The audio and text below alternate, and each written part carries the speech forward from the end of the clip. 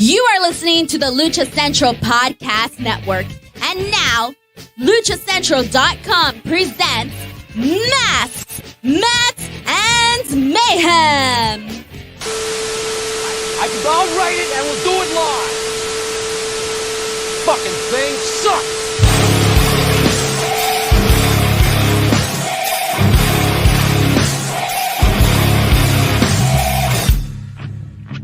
Welcome to another edition of Masks, Mats, and Mayhem. I am your host, Justin Outlaw Harvey, and you can find me on social media at JustinHarvey75. You can find the entire show on social media at MMMshow75, and that over there is at Byron Fever. Catch it. I forgot the hands again. Cats, you look, one of these days. I'll get it 2 weeks in a row. Trust Look, me. Byron, I'm going to start off not hot. I'm going to go right to something because I don't like it. And I want to, first of all, I'm going to absolutely send a personal message to Melissa Cervantes. Not Thunder Rosa. Don't care about any of that stuff. She's a friend of the show, and I want to say get well soon. First and foremost, like all the bullshit, all the wrestling stuff aside, I know what's going on. We can talk about some of that, whatever. And that's all conjecture. That's all fun. That's all nonsense, shenanigans, and this, that, and the other thing. The real truth of the matter is these are real people. They have a very difficult job at times. And don't get me wrong, most of them are really well compensated for it. But she is legit injured. And we really hope that she has a safe and speedy recovery. All of that situation, first and foremost, no bullshit, is just handled, that she gets the time to rest and recuperate, that she gets time to get her injuries taken care of and looked at properly. And honestly, I feel like she's very, very fortunate, unfortunate in some ways, but physically for herself, for her family, for the things that are actually important in life. I feel like she's very, very fortunate to be in a company that takes care of their people with medical stuff. Tony is being really good to all of his injured performers, and it has fucked Tony's life recently. Let's be honest. Like, Tony does not want these people to be hurt for whatever reasons. And I don't care what you're thinking out there. It's not Tony Khan's plan for Thunder Rosa to go out right now. Like, even if he does want to change something up, that's not the way that he wants to have to do it or deal with it. He can't get a match out of it right now. That's no good for him. Believe no good for him. It means short time promotion, which they do enough of as it is, which he, poor guy, had a decent build going for a storyline again with a champion again. And it kind of gets pulled out from under him. But the real deal is this. If anybody knows Thunder Rosa, of all the backstage rumors and all the crap going around this week, whether you like it, dislike it, think it's accurate or not accurate, whatever, I will say this. It is 153 million% absurd to think that in any way Thunder Rosa, of all people, would ever go along with an angle that was pulling her from anything for being injured or whatnot, or that she would fake an injury or anything. This girl is crazy, y'all. Look at her MMA fight. Look at the pictures from her coming out of her last MMA fight. And here's the other thing that I know for a fact. She was fully planning on wrestling this past week. The doctors pulled her. The doctor said, "No, I'm sorry. You can't. You can't do that." And I'll tell you what she's mad about, from what I know. She's mad that they're going to have to put her on a no-fly list for part of her time, her recovery. Because even if she's out with an injury, she still wants to be going around and other stuff. She wants to go help people in Uvalde.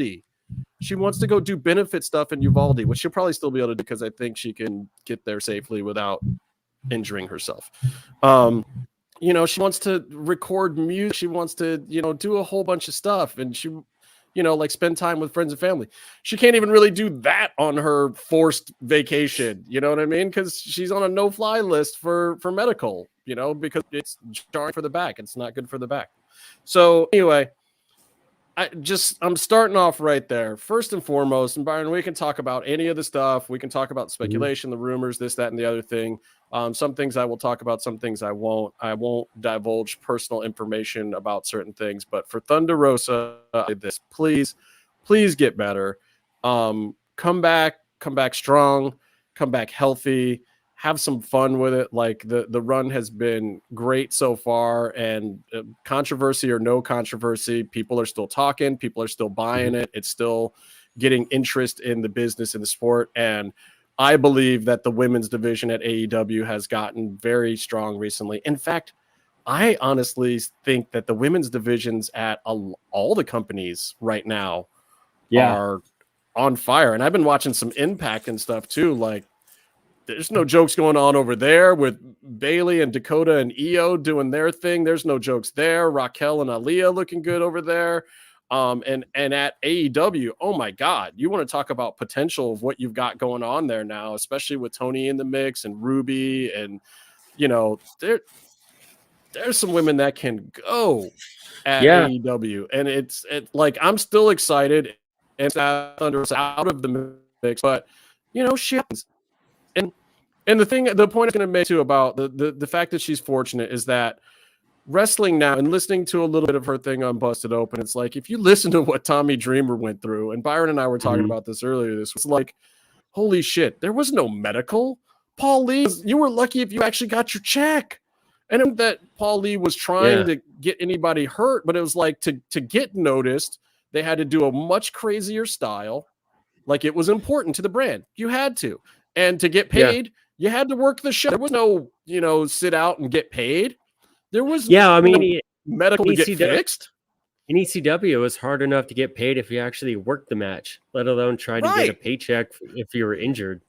And Tommy was doing other stuff for the company, and luckily he's one of the guys that Paul Lee made whole at the end of the day and to continue his legacy, but he had terrible years there. And also medical science, thankfully, finally caught up to Tommy and helped him. And he's actually still gone out in the last couple of years and bumped a little bit and done stuff. Like, he shouldn't be walking. But thankfully, Mel has a chance to actually get healthy now at an earlier stage in her career, at the right stage of her career, so that she can have a good run. And she's not going anywhere, people. That's all I will say about that. Like, Tony's hitched his wagon to a lot of people, but she's one of them, and she's not going anywhere, guys. She's in AEW. She is elite. She will stay elite. And what Tony does with storylines is what Tony does with storylines. And we know that he needs help with that stuff to a certain extent. Now, I will say this. I know Thunder Rosa. We know Thunder Rosa. We talked to Thunder Rosa. I do not know Britt Baker. I cannot speak to Britt Baker. I cannot speak to any truths about Britt Baker. I can't pick up my phone and call Britt Baker and get accurate information from her. So, anything that comes from me about Britt Baker is speculation or secondhand from somebody who heard it from Britt or about Britt or whatever. And there's plenty of people I've talked to that are backstage at AEW. But I don't know, for me, if it's appropriate to even comment on it, because I mean, all it is rumors and speculation as far as I'm concerned. I don't know that she has intentionally done anything wrong. I'll say this, by the way. I've been a fan of Britt's work. I've liked a lot of her in-ring stuff. I thought she was good heel. I especially liked that period of time where she had the show going.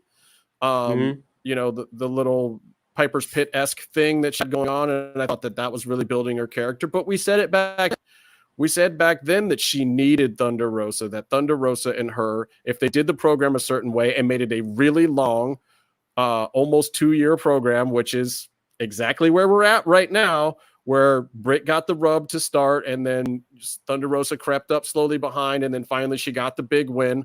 Like, it's the one storyline I can honest to God say that over time AEW has played out exactly the way that we thought would work, that we recommended, that we saw. And I think that, and I don't know that Tony ever listened to us or heard anything from us, but I think he saw what we did. I think there were people there that understood, and there's other options at AEW now than Britt or Thunder Rosa. Absolutely, there are. You got Jade Cargills now. You got Ruby Sohos. You got Athena's in there. You got Tony Storms. Like you got Anna Jay on the come up. You know, you got Jamie Hayter. I mean, Jamie Hayter. Jamie, like she's a bruiser Jamie too. Hayter like, barely does anything yet. Everyone is salivating for her to be champ. Like she has that much going for her already. You know. Yeah, and don't let my girl Red Velvet come and get back in the mix because she was turning it on. Like she clearly was a little greener than some of the other ones, but she put in the time and she got a lot better. And she, you know, and again, it's an exciting division. And I just hope that people out there can really start to focus on some of the good stuff. You know, like can we look at some of the good things that are happening in this women's division? And I know that there's infighting and whatnot, and we, you know, it is what it is. I do want to say on the topic of women's divisions, because Impact TNA is just, it's such a punchline. It's always a punchline, no matter where they're at. Just they get shit on a whole bunch. But we're talking about women divisions, and Impact TNA they have always had a solid women's division that's done well. And at times, even, you know, with everything else going on with them, you know, they can't even keep AJ Styles working there. But there were times when they had the best women's division on American TV without like, you know, argument. You know, you have Gail Kim, you have, it was Awesome Khan.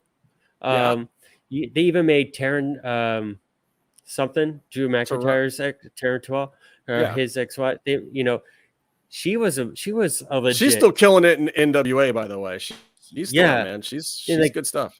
She had no right to be, you know, in the mix with those names at all, but she did, and she delivered. And don't forget the hot mess version of Chels was in there too. Like all of them. And then Sue Young doing all sorts of intricate cinematic horror movie type storylines and presentations that, you know, when you get just a dabble of it in the other promotions, everyone goes crazy for. Impact's women's division has been legit, you know, even like not even for a small company. And this is all it took. This is all it took. It was, you needed a whole, like, you got this whole batch of women that saw Trish and Lita and Beth Phoenix and came to the business because of them. And now they're all coming in together, and the speed is catching up. And so now that there's finally more women to wrestle against. But here's the other thing I will say, and this is one of the reasons why I miss Lucha Underground. The reason why Thunder Rosa got as good as she did, as fast as she did, was Sammy Guevara was wrestling against the guys, was the fact that in that promotion, and it wasn't weird. Like, a woman could lose and get beat up, or she could win, and it wasn't about the fact that she was a woman at all. It was about the fact that she was a character with a storyline that made sense, and the next person on the list of the person that makes sense is so and so. Like, Thunder Rosa was over there and had a huge faction, you know. Mattelsaurus, Drago, like, come on. You know, she had top guys with her. Daga. Yeah, like, the zipper guy too. Oh, I don't. By the way, I don't mean that like what Casey would say it. I mean, no. We mean the guy who couldn't get his MVP suit. And you think they would have tailored it after they fired him? You know, but whatever. Apparently, it was still fitted for MVP's chest, for all his chests. He's a muscular dude, but Big Bad Steve wasn't filling out. That's not to. I'm sorry, I didn't mean to blow it for anybody. I'm sorry. Crotch was a little loose. When MVP had to hand it off. Look, but you could. Big Steve never complained about that part of the costume. That's all I'm going to say for Big Steve on his behalf. Oh, wow. I know that's gross. Wow. It's but you could go back to when Mel was on Jericho's podcast, and you could tell, you know, they didn't know each other, and, you know, she was obviously not really on Jericho's radar until, you know, he looked up anything about her, and she talked to him like one of the guys, and she talked about her past and her training mentality in her actual training. She trained with the guy. She trained in like the main class. She didn't, stay away from that and only train with women. And that you could hear in the podcast, like Jericho perked up a bit. Like that's what he grew up on, right? For better or worse. But like that's what he could. That's old school. She's old school. And here's a hot take for you. I do not disagree with the Shawn Michaels comparison. In fact, I almost wonder if that was not cribbed from a conversation that I had last week. And it's not necessarily in a good or a bad way. If you think back to that initial title run of Shawn Michaels, it was received in a mixed light. Like, first of all, WCW was kicking ass with the whole NWO thing, so it wasn't great in that regards. Second of all, Shawn Michaels was still a pretty boy baby face with the long rocker hair, and that was it was kind of dated already at that point in time. Like, it came back into style shortly thereafter, but that was not a time when hair metal was cool, guys.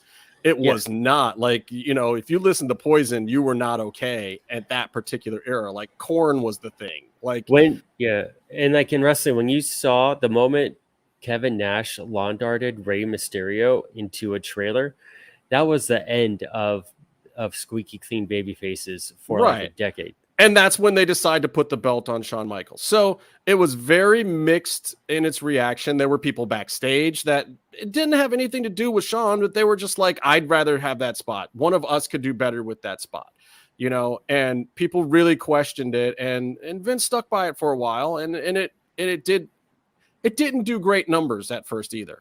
But now, if you look back at the history of it, all that shit is in every highlight package for the guy. It's a celebrated part of his career.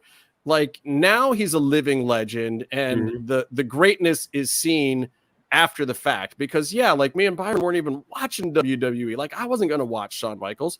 And I got to tell you, like, for better or for worse, Thunder Rosa has a little bit of that going, of like, there are people who see the greatness now in its time. And then there's other people who I think are going to see it after the fact. And like, I don't have any reason to believe from Thunder Rosa's side that she has any issue with Britt. So I hope that they keep wrestling to the extent of, it's a great rivalry. It's gone on for a long time. It's one of the few rivalries in AEW that you could cool off for a year and bring back out of nowhere. And people are going to be like, oh shit, here they come. They're going to do some stuff, y'all. They're going to get crazy. Like, it's going to be that almost every time. They can feud for their whole careers. So I think that people are going to look back on it fondly, just like now they look back on Britt's run fondly. But when she was doing it, there was talk then. There was issues and this, that, and the other thing and blah, blah, blah. Like, you're always going to have that as a newer champ that isn't one of but how do fucking people think that top guys get made? Yeah. Like, this is how they get made. Belts are there to lift up the division, to lift up the people in the division and make them credible down the line, to give them a chance to show their greatness, to give people a reason to be invested in them after they're not the person with the belt. Like, not every champ draws big money right off the bat. It's just a fact. It just is. Yeah. I mean, you could clearly look at Hangman's his run. And that, to me, was very obviously, like, that was just his first one. Yeah, it was a push run. It was a push run. His legacy run. That was he's being made into a champ, into a main event caliber talent there. And he had the run that Mox has had recently, where you're just giving him a lot of barn burner matches. You're not focusing on the story so much, but you're going to have him put on entertaining matches to kind of like cement that he's selling tickets to these shows. And that's it. And then he's going to, the next time, could be more of a legacy, more of a character sort of run. But that's just, some people grow into it like that. That's just how it is.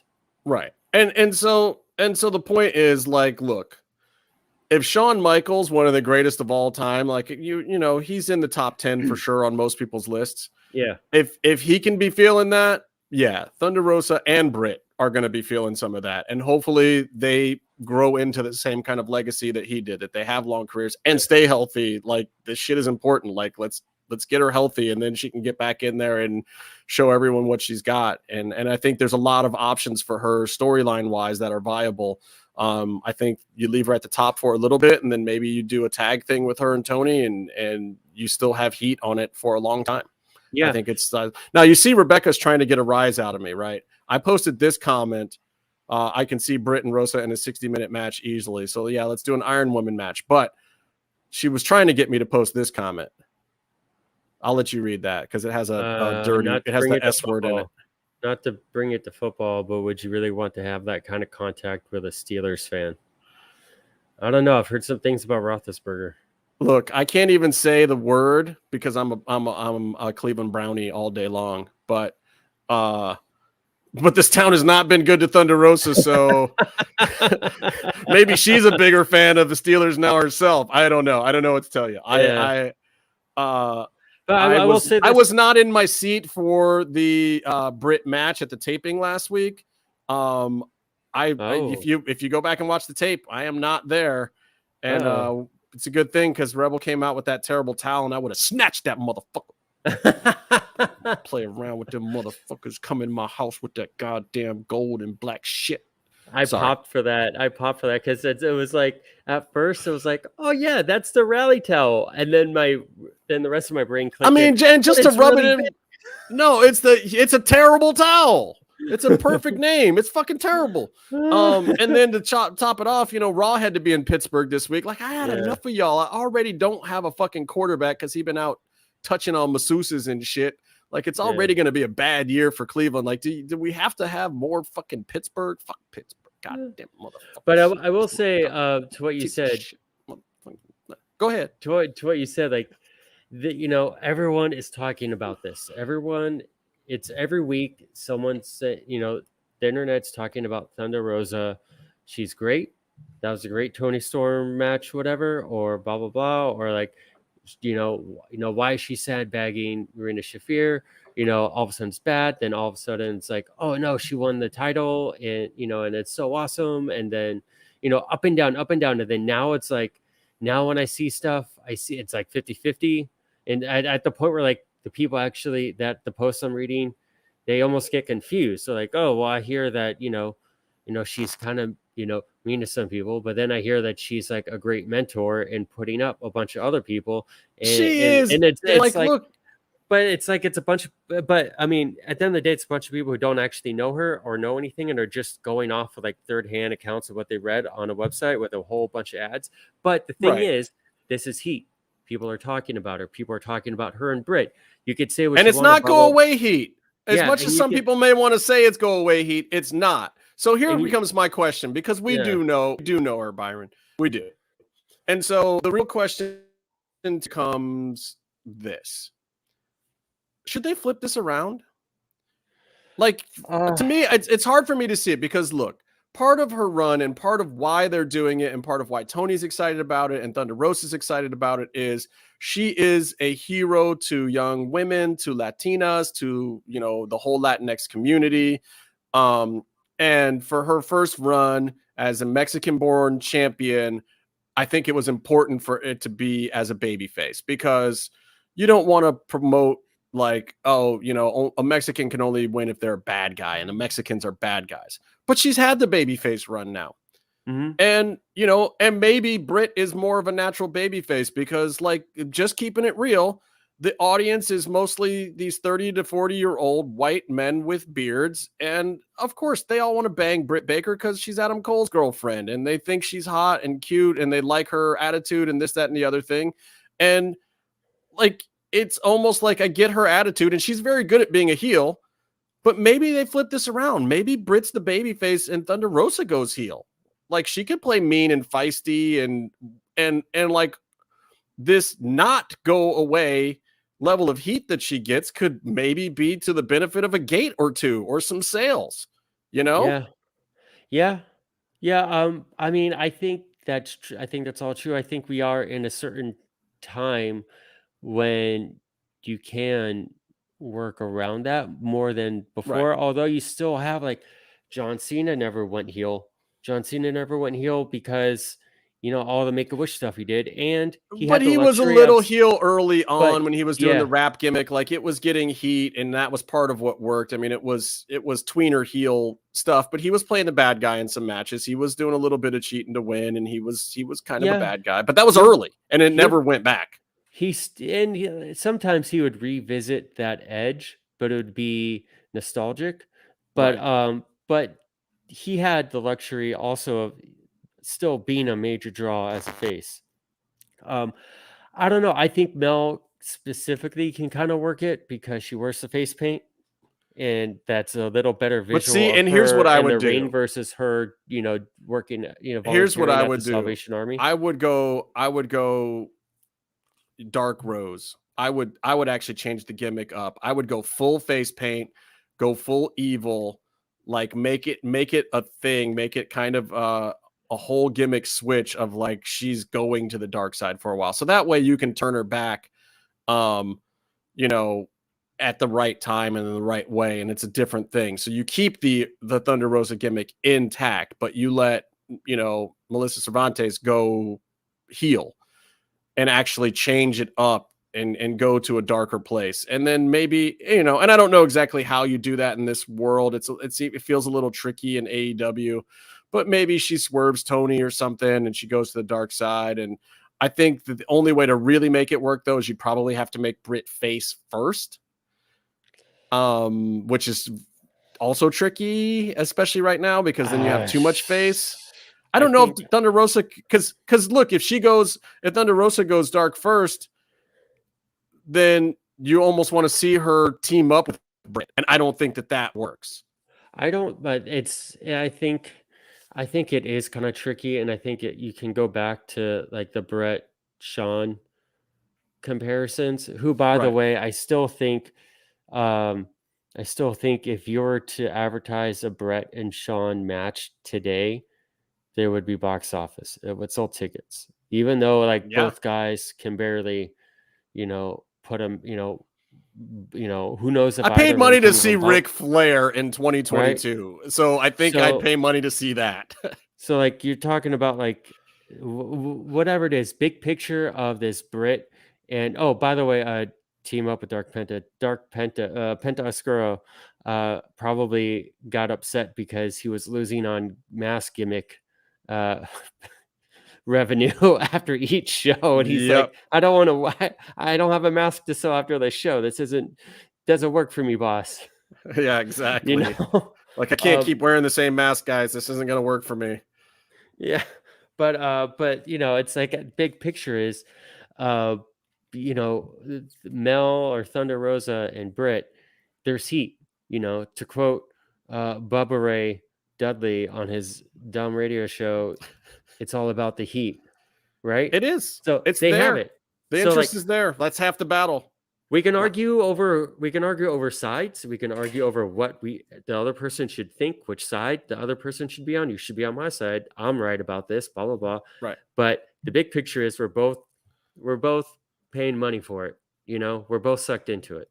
So good for both of them. I do think it's tricky because I think you have someone like Bret Hart who can go face or heel.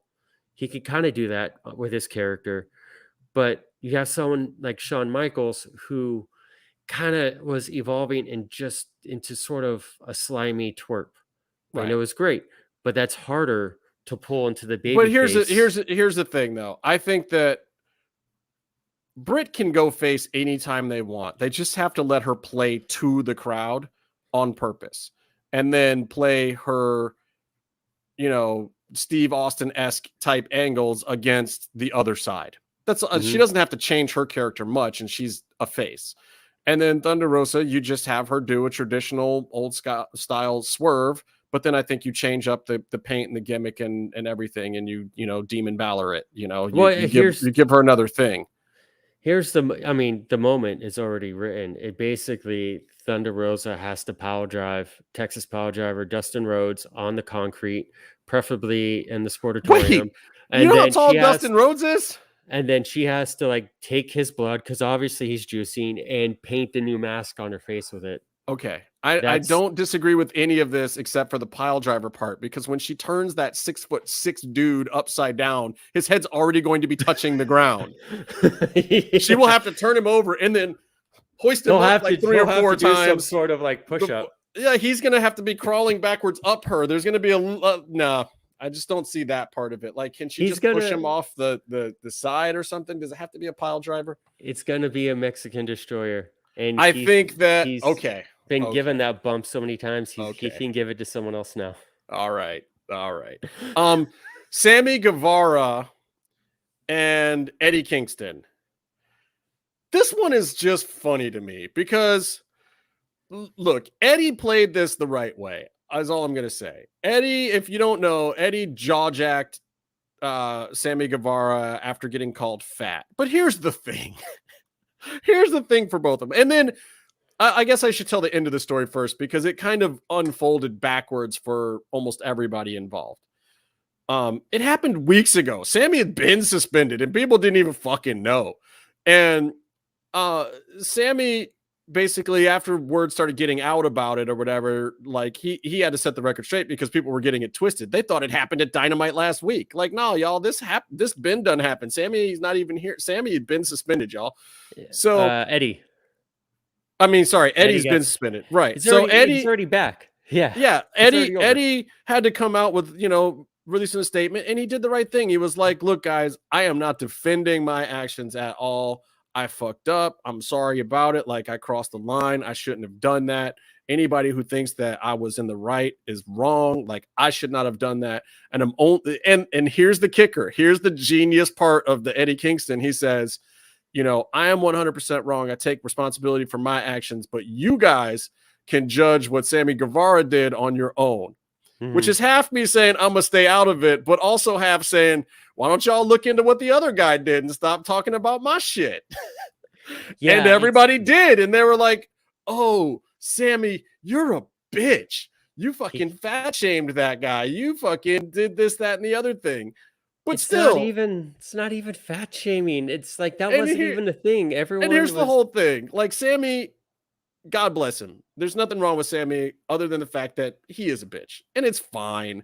Who cares? Like, the guy goes to work. He puts in a hard day's work for all of our entertainment.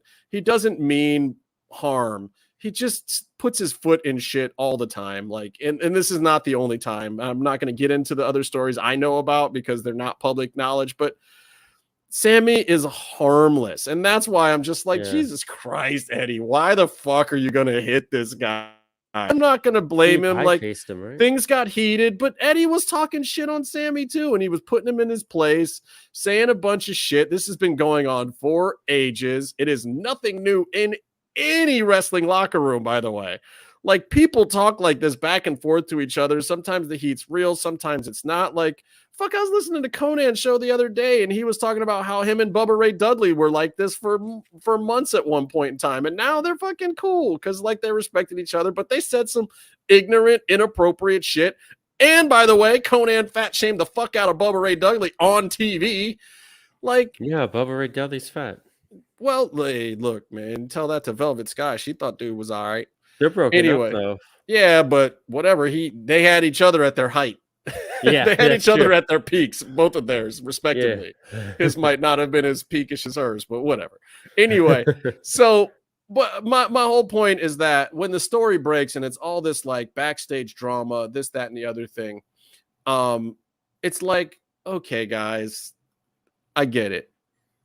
Eddie jaw-jacked the dude, though, and realistically, at the end of the day, if you're gonna be mad at somebody, Eddie was the one that crossed the line.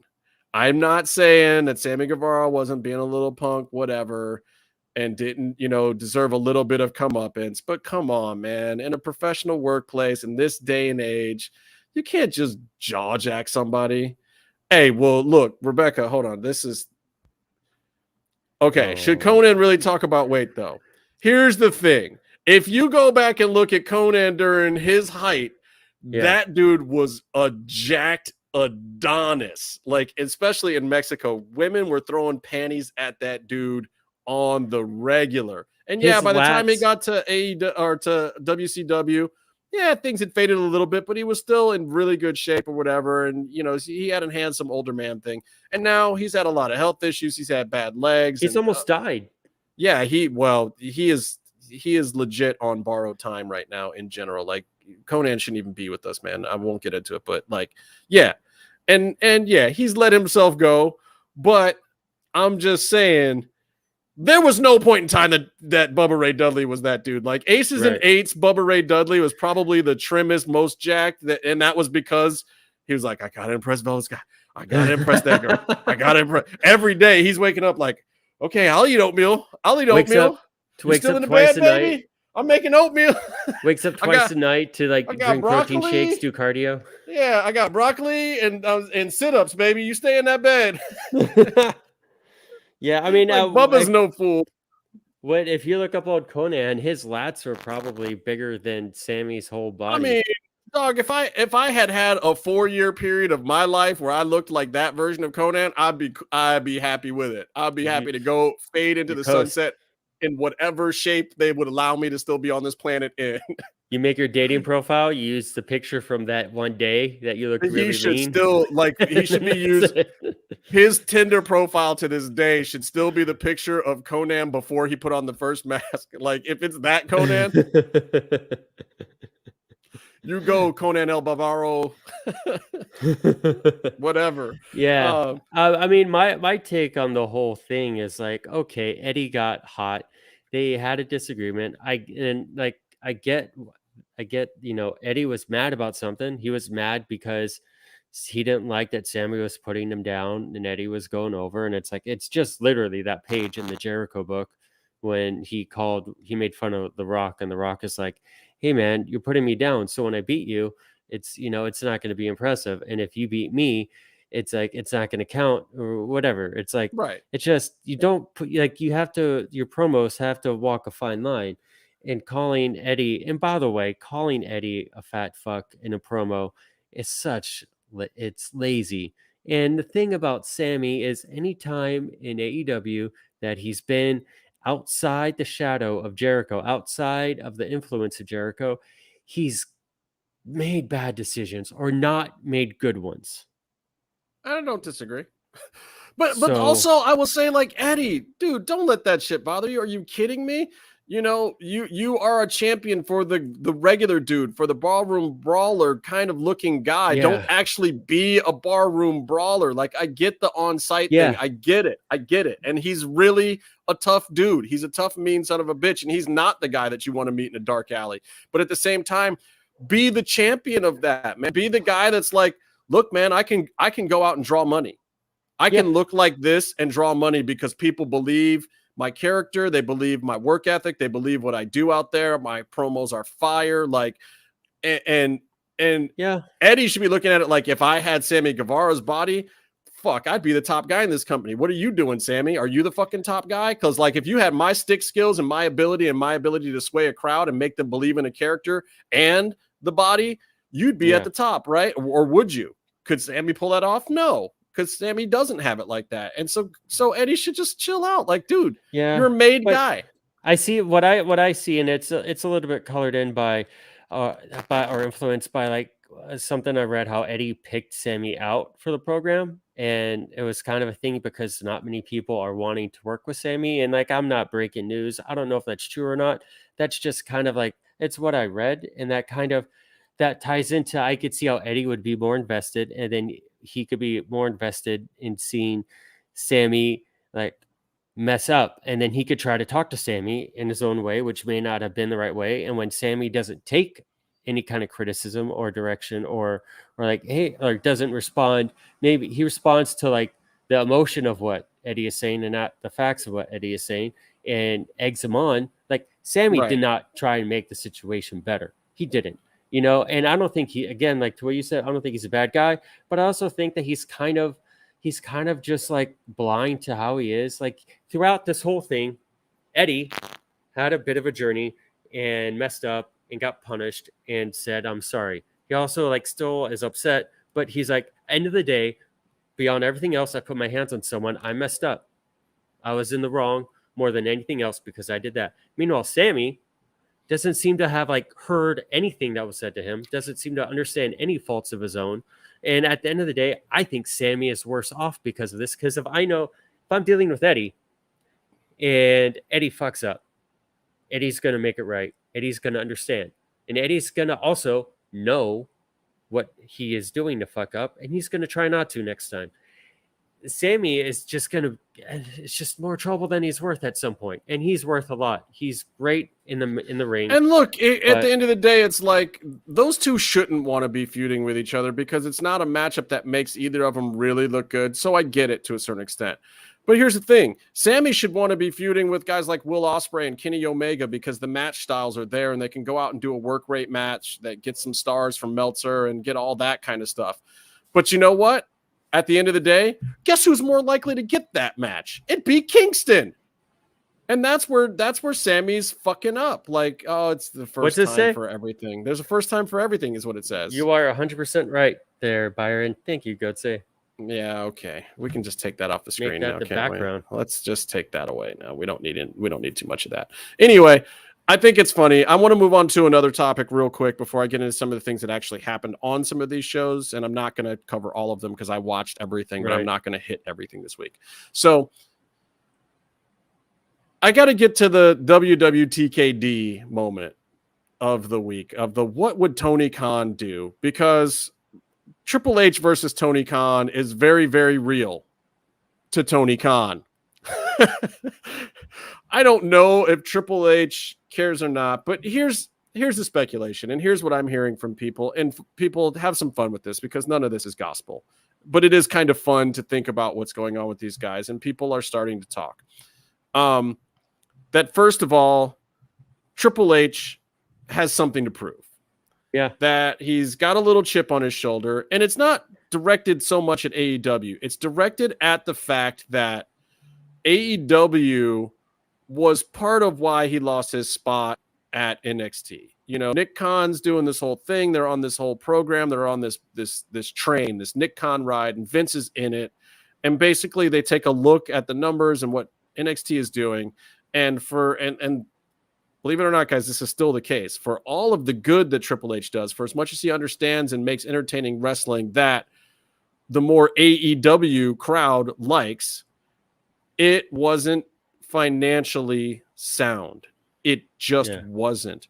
The ratings that NXT gets now with clearly inferior talent that, and I don't say inferior to be bad, but they are developmental talent for the most part. You know, there's a few bigger names and a few more experienced guys down there, and a lot of it is pure development. But what Triple H was doing is he was bringing in Japanese players. He was bringing in the top levels of indie performers that he was having to pay more. And some of them weren't even on the regular developmental contracts. They were basically getting like main roster type contracts just on the lower end of a main roster style contract. Mm-hmm. And there were a lot of performers in NXT that had those, like the Adam Coles and even Karrion and Keith Lee and some of these other guys that came in real fucking hot. And it didn't make sense financially because they're getting the same numbers right now. Yeah. They were able to cut expenditure on talent in half and still get the same numbers. So as much as everyone says Triple H was right and NXT sucks without him and this, that, and the other thing, guess what, guys? Tony or Nick Khan was right also. He just was. But that left a chip on Triple H's shoulders of, because of AEW, or the thinking is that because of AEW, Triple H got ousted from his own show. And he did. He got benched. Everyone knows that Triple H was not happy about it. He didn't think it was the right call. He didn't think it was the right call to change it. It didn't mean that he was mad at Nick Khan or whatever. He saw the logic. He's seen the numbers too. Triple H is not a stupid guy by any stretch of the imagination. But one has to ask themselves, first of all, right now, Triple H is in a position where he is bringing that stuff to the main roster. Maybe it should have always been on the main roster because these are people that, can sell more t-shirts and draw more money if you make them a bigger thing. So they justify those paychecks. You can pay your Johnny Garganos and your Karrion Crosses now. You can pay your Dakota Kais and your Japanese wrestlers that you've brought over here for bigger sums of money than developmental talent. Because those Japanese wrestlers were not on developmental contracts, guys. They were put into NXT But they were put into NXT to learn American styles, to work some things out, to figure out some characters. They were making real money. They all were. Asuka, Io Sky, all of them. Well, the problem is that they were using a couple as draws to help sell tickets for their NXT program, like Asuka for sure. I mean, not Asuka. Asuka was kept down there for a minute. No, Asuka was down there as a champ for a while. She had a nice long run. And then Io was also there. And then Io had the same run. And so there's an element to that, but there's also an element of, okay, you pay a guy like Shinsuke, like Finn, like Samoa Joe. Now, you're going to pay them a little bit because you can't hire them unless you pay them what they're worth, even if you're going to put them on NXT. But that's going to translate on the main show. But then all those guys go up to the main show, and then that investment gets shit upon. So then it keeps either those guys still working NXT, making too much money, or it's just that was where their financial model failed. They did, and they sent Finn back down there, and it's like, oh my god, he's on a fucking real contract. There's no money in that. Like you bumped a 0.1 in the ratings for a week, sending Finn back down there. That's not. But those were the decisions that got laid at Triple H's doorstep. So yeah, he does have a little bit of a chip on his shoulder. And the bad news for AEW is that chip on his shoulder is he wants to bring that style in part, not in whole, but in part to the main roster. So then it becomes a thing of, oh shit, Triple H can do what we're doing at AEW now, except with the big bucks, with the public company money, with the Peacock money, with the Fox money, with the t-shirt sales, with the WrestleManias. If Triple H starts putting on 7-star Meltzer matches at fucking WrestleMania, AEW's in trouble. That is not good for AEW. It's just not. Yeah. Well, I think we had a couple phases. We had a couple cycles since AEW started. We had WWE was hiring everyone, and that made it difficult for AEW to have the roster they wanted. It was intentional, and it worked. Whether it got in the way of the roster being diverse because Tony couldn't hire his, guys he wanted to anchor his roster like Keith Lee and Swerve, or maybe they didn't have like the superstar main event TV talent available to build out the roster too, because WWE was taking everyone that would be useful, and so. I see you're still talking and you're ignoring when the people say that I'm correct. You just only like the ones when people say you're correct. I get it. I didn't know you needed. I didn't know you had. I don't need validation. I just need you to accept to send you compliments. I just need you to accept. I need you to accept reality from time to time that I get more of them than you do. Well, I mean, I don't need them because everyone already knows. It's just I think we had that, and then we had WWE was like, oh, they released everyone, and then it became great for AEW because then AEW could actually choose more of the options they wanted to choose with the roster, and also then that there's also goodwill and blah blah blah. AEW looked like the place to be if you wanted to work and most likely have control of your career. It doesn't work for everyone, but now it's coming back around again. I need to put on a hat apparently, but I get and I get what you're saying. I get what you're saying. So it comes and goes, but I think at the end of the day, what we're seeing is more or less Triple H he had his roster, and he always has and always will have first dibs. Whether now it's because he's WWE or before he was finding them first with NXT before. Byron, wait, it's Josh Orlando. Hi, Josh. What up, Josh Orlando? Okay, so he's gotta just make people feel welcome, Byron. God, why? So mean. The thing that's happening now is. You can tell who's face and who's heel here. Go ahead. I'm the good guy. I'm the guy everyone likes. Mm-hmm. Keep going. It's just Triple H he's getting his roster back, the one he wanted. But also now he is getting out of his talents what is their strengths. Now it's not like, I don't think he's overtly making an NXT product. He's just like, I hired all these people, and now I'm going to let them be good at what they're good at. Like, just look at Kevin Owens. It doesn't matter who you hired. Sorry, keep going. Kevin Owens is immediately doing all the cool stuff he did when he got into the company, And that's just, everyone is going to actually be to their potential the best you can. Okay, but it does get a little bit harder. And I still want to get to the original question, the WWTKD, but I got to talk Sasha and Bray for a minute because those are tougher decisions. Sasha may be a little bit easier for Triple H because that's one of his. Bray's not, though. Bray's not really one of his. I think Bray is the easier one. Bray is the much easier one to me to figure out because I wouldn't bring him back. I wouldn't do it. I think with Bray Wyatt, there's a very specific path for both parties to be happy, and you either get there or you don't. I think right, but Sasha, but look at Triple H's world and his universe and the programming he's trying to build and what he's trying to do, and he's trying to make it feel more real. Yeah. Can you bring in the supernatural weird thing? And like if you bring back Bray, he's not going to come in as some real-time bruiser who looks like the bouncer standing at the club. You got to bring him back in some of the supernaturally Undertaker-y kind of things. And I just don't know that helps Triple H's world right now. I'm not saying it wouldn't help next year. I disagree 100% about Bray's what he could be used as because he was one of the first NXT guys. What's James's opinion? James's opinion is Triple H is going to actually let his wrestlers' natural talent shine without the ridiculous gimmick or inhibited ring work. Exactly. And Triple H assembled the first PWG roster, PWG, but like on super indie PWG. He signed his first indie roster, and like you can't get around that fact with the WWE roster as it is now. You have, and so like it's gonna be good, and you're gonna let those guys do their thing. Sammy, Kevin Owens, and now the Usos are doing great stuff. I'll talk about the Dexter Lumis thing in a second too, because Rebecca's bringing that up. And we'll get to that because I agree. But he's also doing that in a more realistic presentation. Yes, and Bray Wyatt at the very beginning of his NXT run was doing a much more grounded cult leader gimmick. With so you think he goes back to that? So he's not Undertaker anymore. Now he's David Koresh again. Like what? I mean, the thing is with a guy like him and with the creative minds that are available in WWE, I don't know if you go backwards, but I do know that he was effective like that, and maybe they could find a new way to do something that wasn't so bells and whistles-y. All right. Well, let me get to the.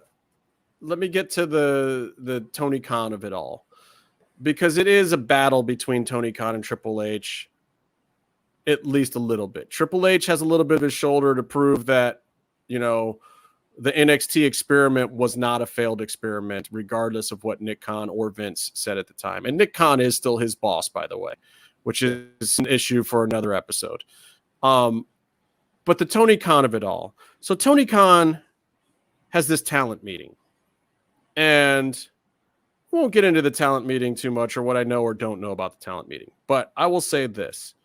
There were a lot of so-called locker room leaders giving speeches. But these locker room leaders, they were mad about some of the leaks. It seemed like there's a lot of stress in this meeting. And a lot of it is because Triple H was making inquiries. Whether it was through people or not or whatever, people have been getting asked like, hey, and it's sketchy whether lines were crossed or not, because nobody knows what these private conversations were. But the implication, and there's not been a ton of denial out of the WWE side either, by the way, but the implication is that some inquiries were made of like, hey, when would you be allowed to talk about your future outside of the promotion you're currently with?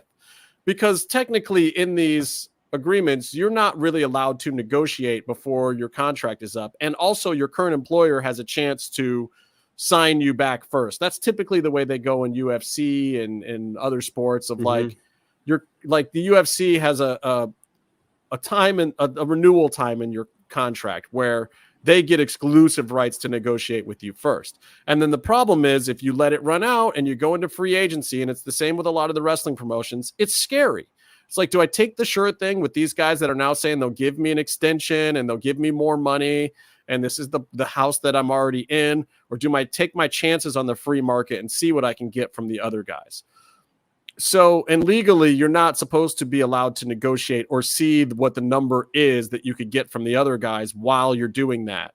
You have to give your company the exclusive right to negotiate with you first without knowing what's out there on the market. If you're allowed to know what's on the market and what's at your current place, that's free agency. That's the difference between the two. Mm-hmm. So most wrestlers are not free agents until they completely let their contracts lapse. The clause is not typically as long as a place like UFC, but whatever. So it's this gray line of saying, if somebody calls you up and says, when are you allowed to talk about this? That's them saying they're fucking interested in you. And most of these people have already worked over there, so they already know what the fucking offer is, because they're not going to go back for less than they were making the last time they were there.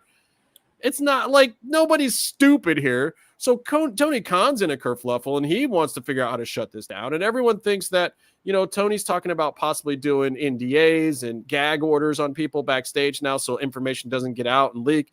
People are thinking it's related to all this dirt sheet stuff that's coming out, which is also bad, by the way, which he does have a problem with as well. There's too many people backstage leaking too much stuff to the dirt sheets. I will even say that I hear a lot of stuff. I just don't report it because I'm not a dirt sheet reporter. I don't give a fuck. I don't want to be in that shit. I'm not trying to spread negativity or none of that crap. So, but there are other people who are, and there are dirt sheet writers who make their living off of trying to get that information out there. And by the way, there are certain people, by the way, that last week, by the way, were paying people to leak information. Do you know what kind of issue this is? Because then it becomes a system where wrestlers are trying to find information to leak. So they're making up shit, or they're giving out stories, or they're corroborating stories just to get a paycheck that they don't even know shit about. And they don't care if it's fake or real because they're fucking wrestlers. It's their life. Have you read anything in the past week online that looked like it was a fake story? By the way, I have several. They're not even trying. Good. They're not even trying. And for if you a business of creative professionals, oh my God, here's the part that gets me. Here's the part that gets me. Oh, that pisses me off so bad.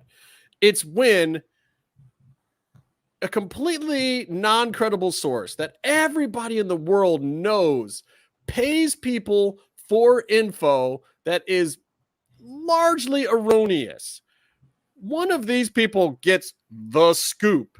And then the next thing you know, all the more legitimate places are saying, so-and-so shitty hack fucking dirt sheet motherfucker is reporting this nonsense.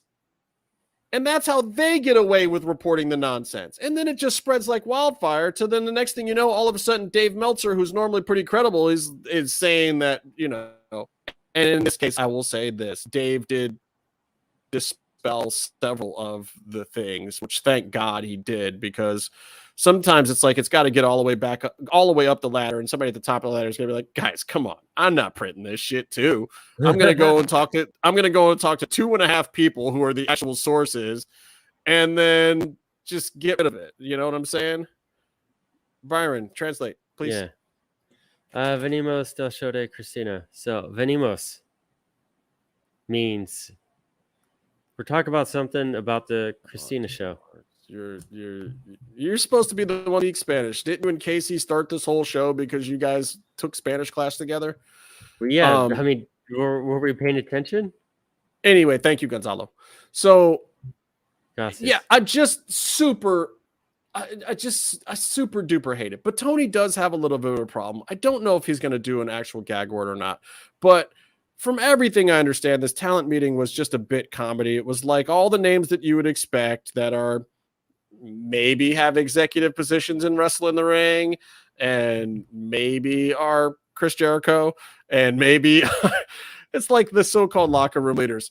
And the funniest thing is, after this whole week and all this just back and forth trash talking and people just dragging each other, and even the Will Ospreay thing that came out, which I'll talk about in a second, like Chris Jericho is trying to tweet rainbows of positivity out of his ass to get everyone in a happy joy place. In what world is that Chris Jericho? I'm just like, Ich spreche Nihongo. Right. That's my mixed metaphor for the day. This is Ah, time to do wakarimasen. Nihongo, whatever Nihongo is. Japanese, But fool. this We're the is only funny. place that calls it Japan. Yeah. EVPs, look, let's be realistic. Well, the the Bucks EVPs have honest been don't leak. But notorious. they don't leak. They kayfabe. They publicly kayfabe bullshit. They promote themselves through Meltzer. Correct. But that's approved by Tony also. Like stuff getting out about, The meeting as soon as the meeting happened. and the fact that, the meeting information got out, and let me say, I was one of the last people to know about the meeting. I had to once it was already out, I had to fucking go and confirm some shit. But I was not the first person that got a call after that meeting. So, and I was at the event too. So there was no, I was busy. I was trying to enjoy, you know what? I picked the wrong day to sit front row out in the front, man. I should have been sitting in the back watching on a monitor, because apparently that's where all the real wrestling was going on, and Eddie and Sammy throwing shit, and Thunder Rosa having to give up her title. I was so fucking mad that I got there, and then I hit up Thunder Rosa and I was like, "Hey, what's going on? What's the deal? Are you on the show tonight?" And blah blah blah. And she's just like, "No, nah, bruh." And that was all I got. And I was just like, "What the fuck's going on?" I thought she'd at least get a run in or something. What the hell's happening? Yeah. I had no clue that the announcement was coming at that point in time. I got the story afterwards, but boy, that sucks. Your favorite wrestler on the card, and you're finally there, and you're getting to see 2 fucking shows and a dark elevation. I'm there for fucking 5.5, 6 fucking hours, and they even wheeled Hook out for some extra stuff, brought out a bunch of the stars that, didn't get time, but you saw almost everybody. You got a quick Miro thing. You got a little bit of everyone, except Didn't you for get a Billy Gunn match? Yeah, except for fucking Thunder Rosa is, in the back, and they won't even let her go, because whatever. And I will say that I do agree with the people that said it's fucked up, and the comparison of how much time CM Punk got to relinquish his title and walk away and do the interim thing, and how little Thunder Rosa got. But I will also say, in Tony Khan's defense, and this is no offense to Thunder Rosa, CM Punk's got a better promo. He's got a hotter promo thing, and it's also box office. Him giving a long promo has been part of the box office, whereas her doing that has not been. But should she have gotten more time, and should she have been allowed to do it out in the ring? I think so. I think you have Shivani. I think you have Shivani do that with her, but in the ring, and mostly because I was sitting on the backside of that, so it would have been perfect for me. What? I'm kidding. A little. Anyway, it's a squat based business. It's a good outfit. No, I hope her back allows her to keep doing squats. It probably, we'll see. Anyway, oh god, no, that can't be happening. Ratings have dropped to historic low at NXT, apparently, as Ricochet cuts a promo against some guy named Carmelo Anthony. Ricochet's back in NXT. Okay, that's a decent call. I would say though that some guy named Carmelo Anthony, no matter whoever the fuck he is probably a more charismatic WWE superstar than Ricochet. No, Carmelo's not bad, and look again, Ricochet's last promo was good. So I'm gonna have to watch this when we're done and see if this is actually a thing. Oh, I still think. Is this asking me if Fabi Apache should go AAA, or from AAA should go AEW or NWA? What is that asking? Is it possible that she'll go to AEW or NWA? If she'll leave? Yes. There's a AAA agreement, and she did a AEW Battle Royal a while ago, which was kind of amazing, not in a good way, because she was on their TV presented as just another person. And from what I've heard, she used to have visa issues, and now those are worked out. And I think that if she contractually can do something else, she absolutely will, while she's still got a little gas left in the tank. And I think she should. And I think Conan would even back it at this point in time. I don't know if Dorian would, but I think that Conan would.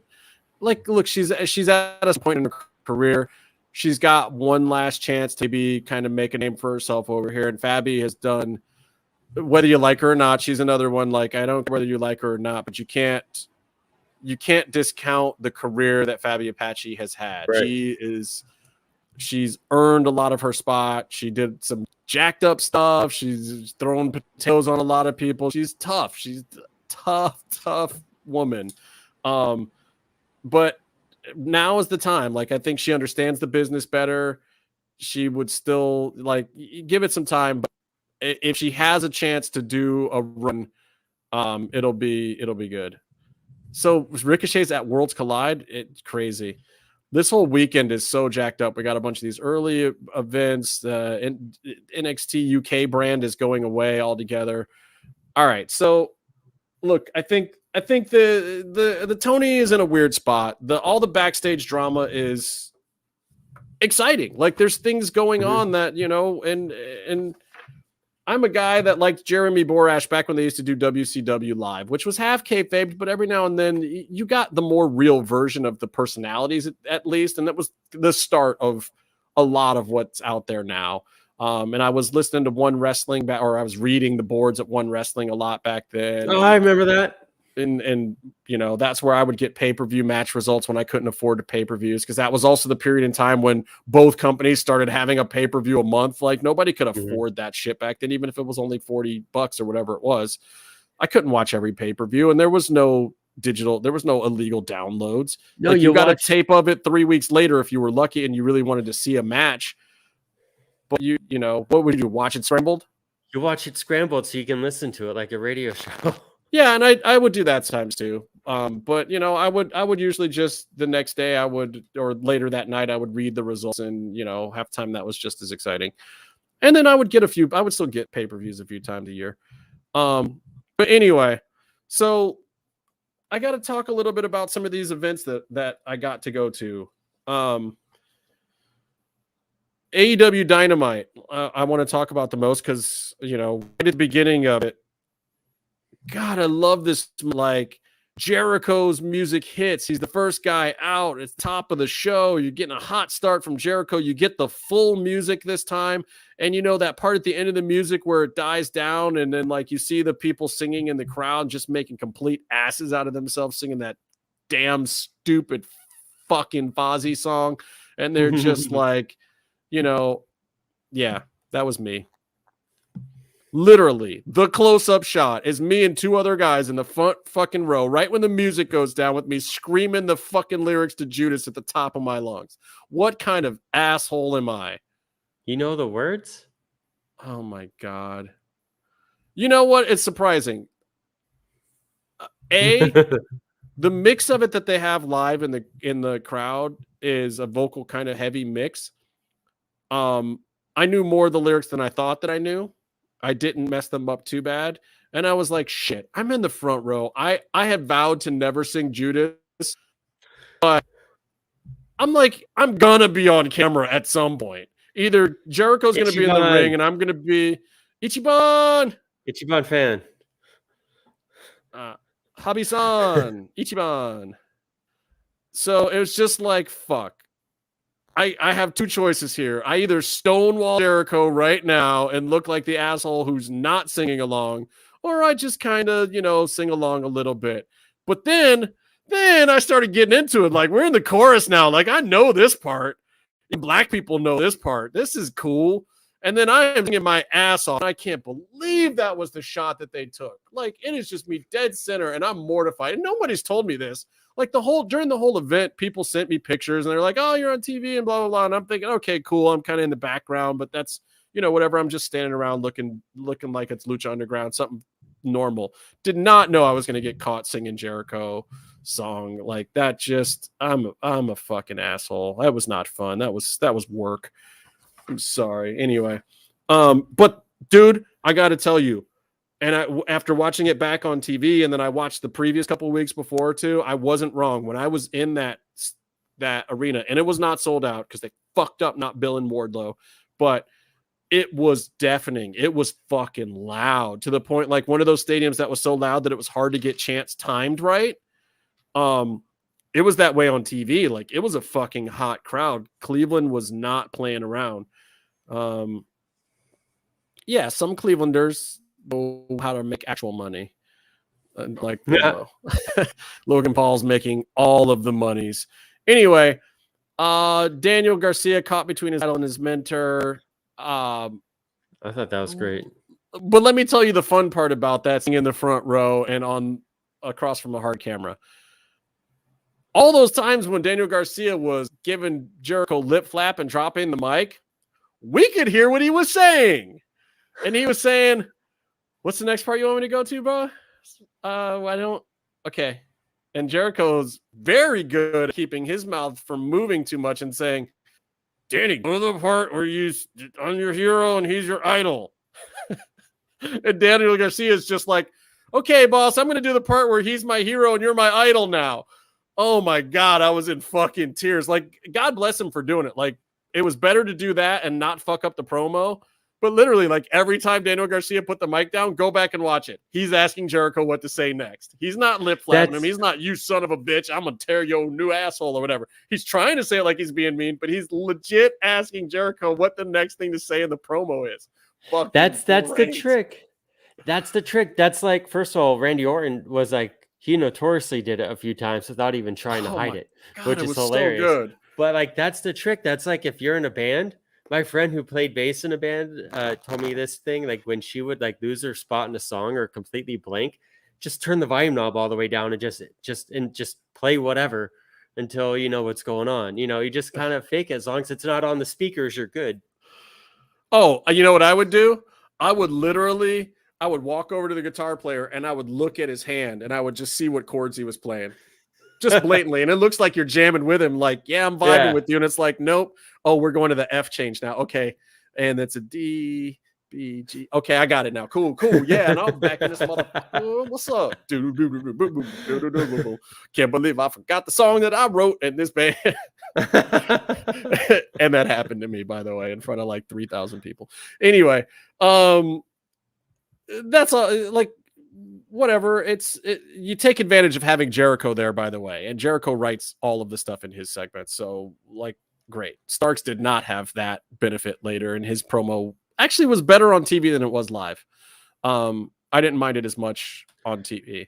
I thought it was great, but it wasn't like, I mean, it was a different tempo than they usually are.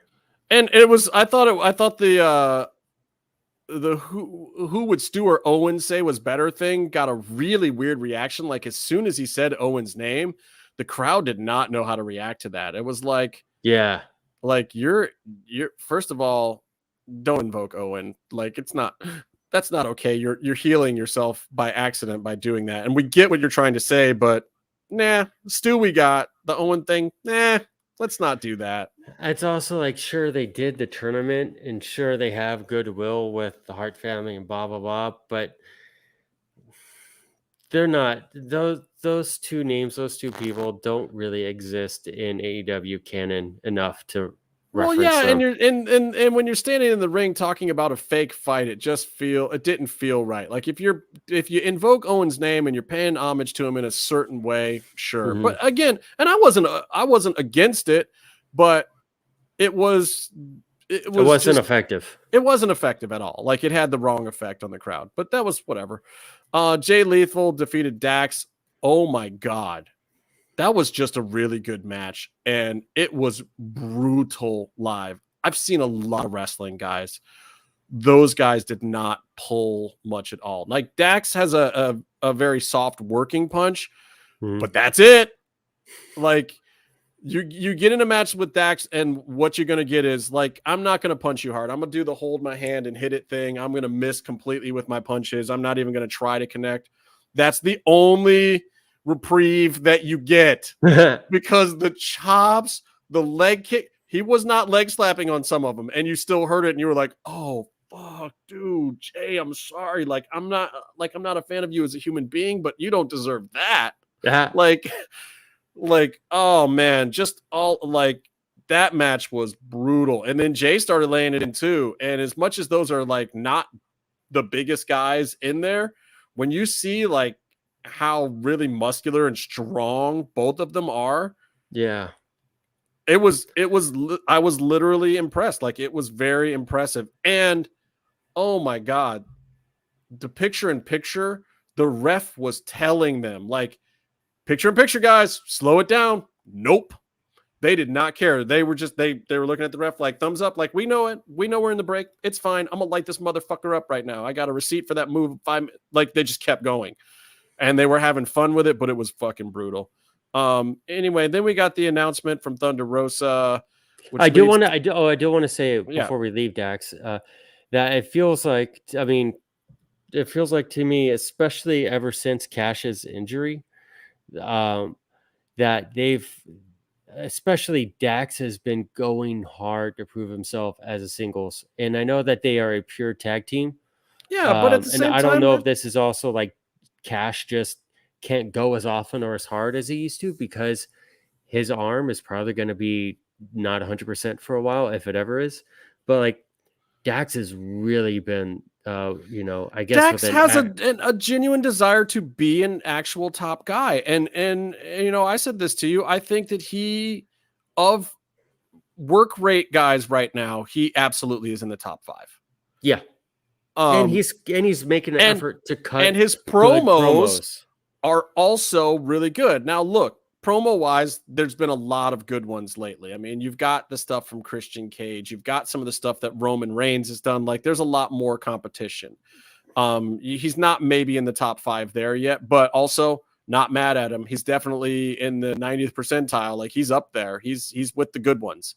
Like, I would give him a mic any point in time. There's not a single wrestler in the world that I would be afraid to put him in the ring with to have a good match. Dax is a top guy. They just gotta make it work for the stories. And whether or not there's truth to the Young Bucks holding back FTR, I know when the video game came out, FTR wasn't in it, and people were like, "Oh, the Young Bucks kept them out of it." More proof that the Young Bucks are fucking FTR because they can't hang with it. And like, look, I've heard some very credible people say that. I've never heard it from Dax and Cash. And I've never heard it from the Young Bucks, and I've never heard it from Tony Khan, and I've never heard it from the people that are close to Tony Khan. And from everything I ever have heard officially from anyone was that part of the FTR being there was the Young Bucks being excited about them, that the Young Bucks were definitely champions of them. Now, maybe they still want to keep them a peg below. I don't know. I don't know that there's any validity or not validity to it. All I can say is that FTR have done a great job of making themselves great, but I look at it like the Thunder Rosa and Jade thing is like, you've got 2 champions. They're both credible. You want them both to have big pushes. It's like the Bucks were in the program for the real belts and other people have the real belts and they're doing a trios thing now. And FTR has every other tag belt in the world. And that's the storylines for now. And at some point in time, like the Young Bucks, they can't feud with FTR all the time. We're not in the old territory days where Rock and Roll Express and Midnights could go at it every week for a year straight because nobody was seeing that. They were doing the exact same match, every week in a different town. You can't do that right now. And it's got to be more like the Brit and Thunder Rosa thing where you keep revisiting it and you maybe have them feud for a couple months and then you send them off into some other programs. And then when it makes sense, you bring them back together. Like I don't feel like, and maybe this is the whole point, FTR is making it undeniable that at some point in time, they have to hold the AEW tag belts. Yeah. Good for them. They will. And it's not bullshit to say that they're the best tag team in the world. There are other ones that are also the best tag team in the world, however, but they're one of them that I believe gets to say that. I believe the Usos get to say that too. I think that they've earned it right now, and they can fight over at this point in time who was the actual best, and both have really strong arguments. They both are work rate tag teams, different style, but the Usos have been under the Vince banner the whole time doing it. And I honestly, that's impressive because they don't get to just go out there and work in the ring. They have to do the promos. They have to back up the world champ. They have to compensate for the fact that they're full-timers and their, head guy in their faction is a part-timer. Like they've had a whole different road to hoe, Also, the Usos were in WWE, they worked their way up. They worked their way up from being a jobber team to a jobber team that gets Yeah. to have a bit of an entrance. They do a couple cool things and still lose, and then they And work their way up to be like they still off-screen were like drama too, and they they got were through that shit. and they I were mean, also like anonymous like twins on WWE TV up until the last few years when they were allowed to have I actually know individual which one is Jimmy personalities. and which one is Jay now. Like even they've though they still look very, very similar, I completely in a second I can that's Jimmy. Nope, that's Yep. Jay. And that was not the case 2 years ago. right Not So even partially. Usos have like you feel if you're a fan of theirs, you feel really good for them because they have worked their way up and through a lot to get to where they are. I feel really good for him because I was not a fan of theirs. Yeah. And now I will watch an Usos match and I know what I'm getting. They've proven themselves. And it's the same with FTR. I was not a huge Revival fan. I wasn't. Like I got it. I understood it, but it was just more NXT, whatever to me. And their pay-per-view matches, and once they came up to the main card, their matches were always fire, but it didn't do anything for me. They are a much better fit in AEW. That's the kind of thing that I want to see in AEW. It gets over there. I like it better when it gets over, and I think you get more out of it there. You really do, and it's been impressive. So I'll give it up to those guys. All right, so let me move on. Thunder Rosa, that the injury announcement. I'm just like, if they had cut away to the crowd, you would have just seen me like, what is happening right now? And you guys don't even understand because like Thunder Rosa was excited, like she was going to come to Cleveland. I was going to get to say hi, this, that, and the other thing. I did not know this was coming. She did not let anything out. And I don't think that she wanted to because she was just not happy about it. She was not happy that she had to do that. And, from the way I hear it, she actually even offered to step down entirely. It was Tony's decision to do the interim thing. What's good for the goose is good for the gander. And that's just the way that Tony wants to do things. That was not her decision. She's not trying to hold up the division from anything I can tell. Don't get me wrong. I think she's much happier with it being this way, but she wasn't like politicking or campaigning for it to be that way. It was like the blow from the doc saying she couldn't go, I think was enough for her. And then not being able to go out and talk to the fans or really do anything and having to hold it back and just do a backstage segment, like came all the way to Cleveland to just be in a world of suck. Yeah, it's a much, much smaller scale, but I just went through something similar with my arm where I tore a tendon and I was going to be out at least 3 months. I thought it was going to be 6 months or longer from what I read on the internet. And there's just, you're hurt and pain and blah, blah, blah. And like, how am I going to pay for it or this or that? But then there's also, you feel so deflated because any type of positive momentum that you have going on in your life, all of a sudden you can't do anything. All of a sudden, like, yeah, like it's and for these people too, and especially someone taken out. Like it's their identity. It's who they are. Like they just go out and work whatever they're doing. And then as soon as somebody tells you, because for her, it's not even just AEW. It's like they're telling her she can't fly around, which might mean she couldn't do Combates Americas, like doing, her announcing stuff and other things that she had planned in her life. Like, most AEW performers, especially her, like if you look at her socials, the second a taping is done, she's like in some other country or promoting Mission Pro or doing something for Combates Americas. Like on her birthday, she was doing an announcing for Combates Americas for 8 hours. So much she didn't even let herself have a birthday celebration until this week because she was working. Yeah. So much of your life is tied to your physicality, one way or the other. Yeah, it's whether just it's moving around, being an active person. Yeah, from like lifting people over your head on TV versus being able to go on an airplane, or like you around the home. What can you get? Well, can she tie her own shoelaces right now? And I just for me, I just looked up at the screen and I'm seeing her do that. And it's just and I'm in a room with 11,000 people or whatever the hell it was in a 20,000 seater. And I'm just oh my God, I was not feeling lost for the wrestling storyline or wondering what would happen next or this and the other thing. I'm just looking up there that sucks for a person that I consider who's a friend. Like, that's just a shitty position to have to be in. Like, when CM Punk was in that position, it was like, that dude's a millionaire. He's dealt with this shit before, whatever. This is a fresh new champion that's still relatively early in her career, even though, I know she's not as young as some of the other girls or whatever, but at the same time, career-wise, she's 8-9 years in now, still not, a ton of time, and most of that was spent on the indies. Like in AEW, she's been there a little over 2 years now. And it's just like, I'm just looking up at the screen like, fuck, that sucks. And I felt so bad for her. And then it's like, also I'm sitting there going, shit, and I got to sit here for another 3 hours of wrestling too. That sucks too, because now I'm just bummed for my friend. But anyway, let me move on. Father versus Gunn. You like what I did with that? Father versus Gunn. Billy versus Colton. I can't tell you.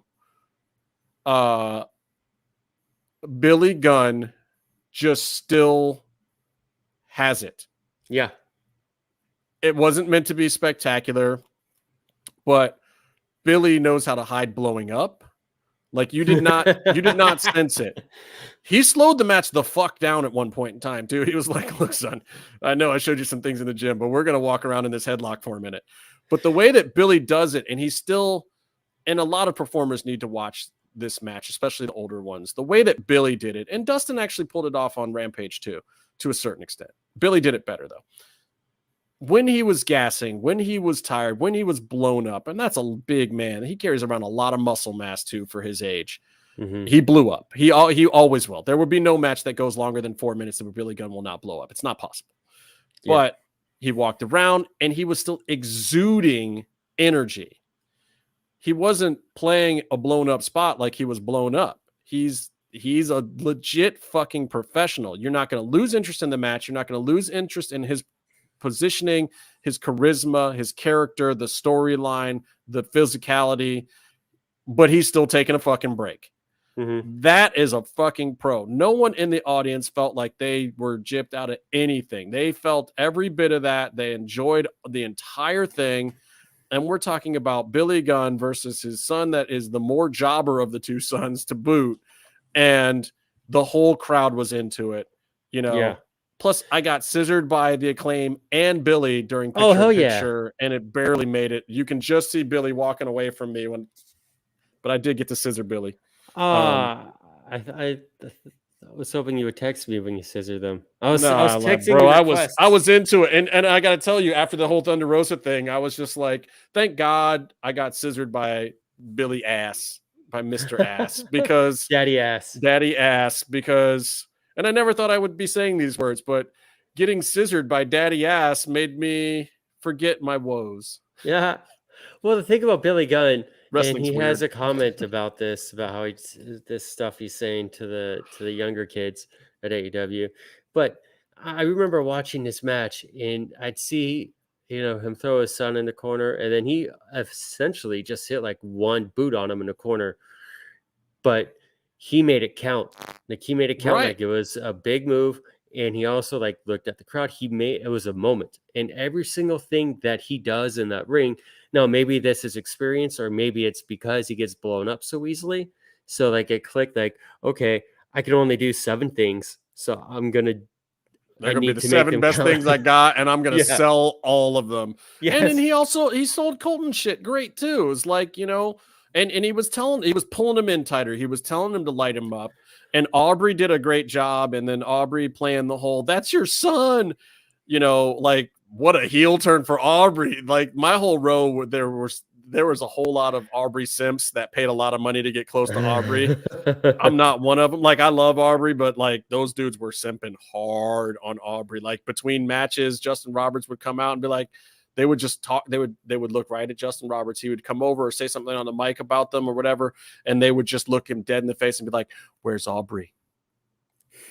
I was fucking scared. I was like, "Aubrey, don't come out here. You don't need this. Don't come out." And then she would come out, and they would ask her questions. But she's been harassed for quite a while now, so she had all the correct quips to chill him out or to kind of get a laugh out of it and move on with her life and do her actual job without having to go home with one of these sleazy Clevelanders. Anyway, you'll have to tell me what happened with the Colton got the win, by the way. His dad put him over with the whole Aubrey thing, which was a good ending. He needs a better finish, by the way. I then decided to take a powder and go to the bathroom, so I don't really know what happened next with Pittsburgh's Britt Baker defeating Painesville's Kylan King. Total Browns versus Steelers match here. Was this any good? This match they had a match. Kylan King is good. They've been saying that she's great. Like, I've been hearing good stuff about her, and they're really big on her in the back. I mean, it was essentially a jobber match, just like when Shafir came out and got to wrestle one, and then she wrestled a different champ. You know, it's like Kylan came out to job like 2 weeks in a row to the top stars in the division. Right. But she's a good body match for Britt, though, right? Like size-wise and strength-wise. Yeah, but they trusted her enough to do multi-segment matches, and it was competitive enough. But it was Britt's match. But like Kylan, was able to go long enough for Britt. Well, I was walking down the steps for I think right at the finish or something, and I caught like the run-ins and the confrontation and the setting up the 4-way match. Yeah. Which I hear was Britt's idea. I don't know who's going to go over in this thing. It'll be interesting. I don't know how they're going to, and this is the, I guess the good part of a surprise exit from Thunder Rosa is that fans don't really know who's going to go over. I don't see Sheeta getting it. No, but I see that they could do any one of the other three. I mean, and Sheeta's already had her time, but I like that they kind of brought her into the mix for a little credibility of like, there's a couple champions in here. There's a couple new faces that we could see getting a push in here. It gives a little bit of suspense to it.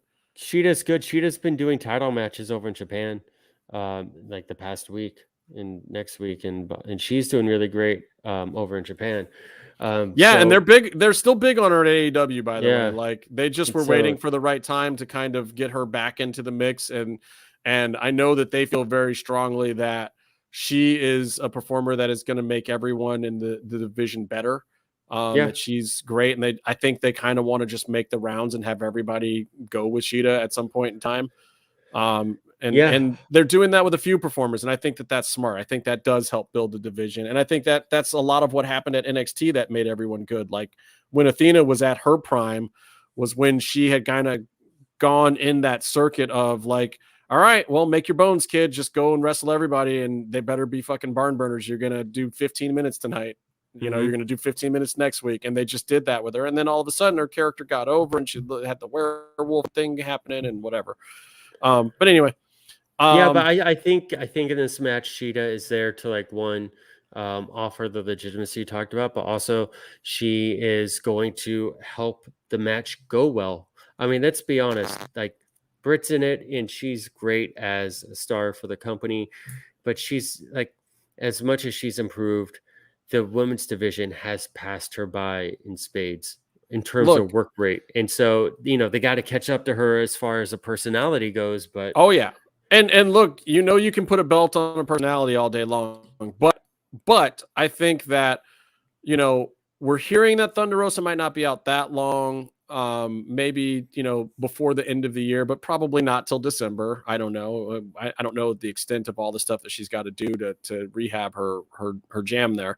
But I will say this, when you're looking at that and you're looking at, a little bit of a shorter cycle, you got to be looking about how you're going to get out of this situation. Like, what are you going to do with this, unification match at the end of this deal? And you got to be looking at what's something that I know I've only got 3 or 4 months. What's something that's going to be a hot ticket and fun, or that's going to really raise the bar for everyone. I don't think it's Sheeta because you've already been there. I don't know if it should be Britt because I don't know if you have a big enough event at the end of the year, right when you get Thunder Rosa back to do a unification with Britt and Thunder Rosa. So I don't know if that makes sense, but maybe Toni Storm does, and maybe Jamie Hayter does. I mean, either one of them have momentum and would be fresh, and I mean, either one of them. But Britt is an interim champ. Like, you got to know that Tony's sitting around reading dirt sheets too. He always does. He's got to be thinking to himself, man, there's some money in this heat. If I put it on Britt, and then my 2 champions at the same time right now are both Britt and Thunder Rosa, right?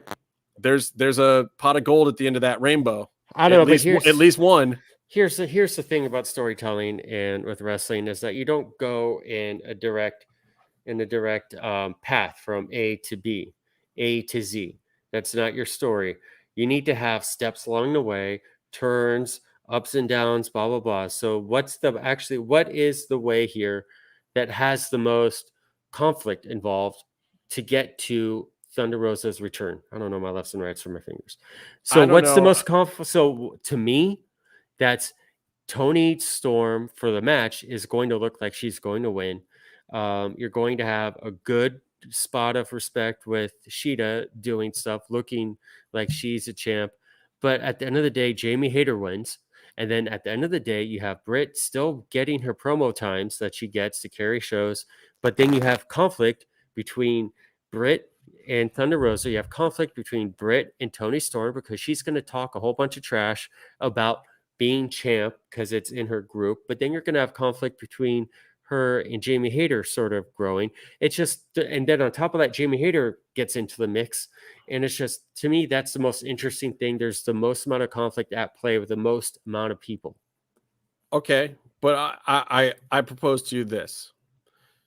You put it on Tony, you still get Jamie and Britt every week on the microphone because that's the main feud. You have them coming after Tony the whole time. Then Thunder Rosa comes back and she wants her crown back, but then she goes full heel. But here's a version. She heals out Tony. Here's a version. They're going to team up, but yeah, okay. But here's how I would put ours two together. So I would have Tony chasing. I would have Jamie Hayter doing the thing you would expect, chasing Hayter with Britt. And you would tease a lot of double cross between. I agree, but Tony Khan's not very good at the chase. Toni Storm? No, Tony Khan is not good at booking the chase. I'm talking. It's just wrestling. Money's in the chase. Money's in the baby chasing. So I'm talking about wrestling in general. So like I think Toni Storm chases, and people are going to want her as champ. People are going to want to see her wrestle Jamie Hayter. I don't disagree. Look, I don't disagree. I just feel like that's not the Tony style. I just don't know if I see Tony doing that. Listen to the podcast and write this down. Like you have your traditional, sure he is listening, but he's going to listen to whatever I say. So you got to get me to agree with you. It's so perfect. Then you have your red herring for the double cross between Jamie and Britt Baker. Your red herring there. So you're even all the more distracted when Thunder Rosa comes back and helps out Toni Storm and then double crosses Toni Storm. And then now we're heartbroken because she double crossed our beloved Toni Storm and because, our beloved Thunder Rosa went to the dark side, and also because we didn't get satisfaction on the story that we thought was happening between Britt and Jamie Hayter. And then that double cross gets pushed for later. Maybe. I think that's the way to go. We'll see. Write it down. I have another hypothetical I want to get to. So let me get through a few more of these things. Acclaim to get a shot at Swerve in Our Glory at the pay-per-view. I love that. I think that is perfect. I think that is exactly what should be happening. And I'm glad that the Acclaimed are getting that kind of reward segment. And also, I wouldn't be afraid to put the titles on them. I don't know that Swerve in Our Glory is done, but I also don't know that they need it to get over. And maybe it really, really helps the Acclaimed at this point in their career. Oh God, wouldn't it? And I think I'd love to see Acclaimed FTR. I'd love to see Acclaimed Young Bucks. I think now is the time to possibly strap those guys up and let them do a push run. Now that you mention it, aren't they kind of at that moment when it's like, all right, we need to see, and it'd be a good surprise later. Yeah, it would be a good surprise because I don't think anybody will feel like they're going to come out of that on top. All right, so now we get to the thing that was, I can't believe, A, in the middle of the show, and B, that I even got to see this crazy Mox defeating CM Punk thing. Crowd was way more over for Moxley.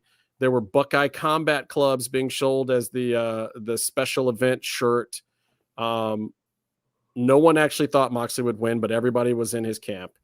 And I will say this, from sitting right there in the front row, this did not seem like a work. It absolutely could 100% have been a work.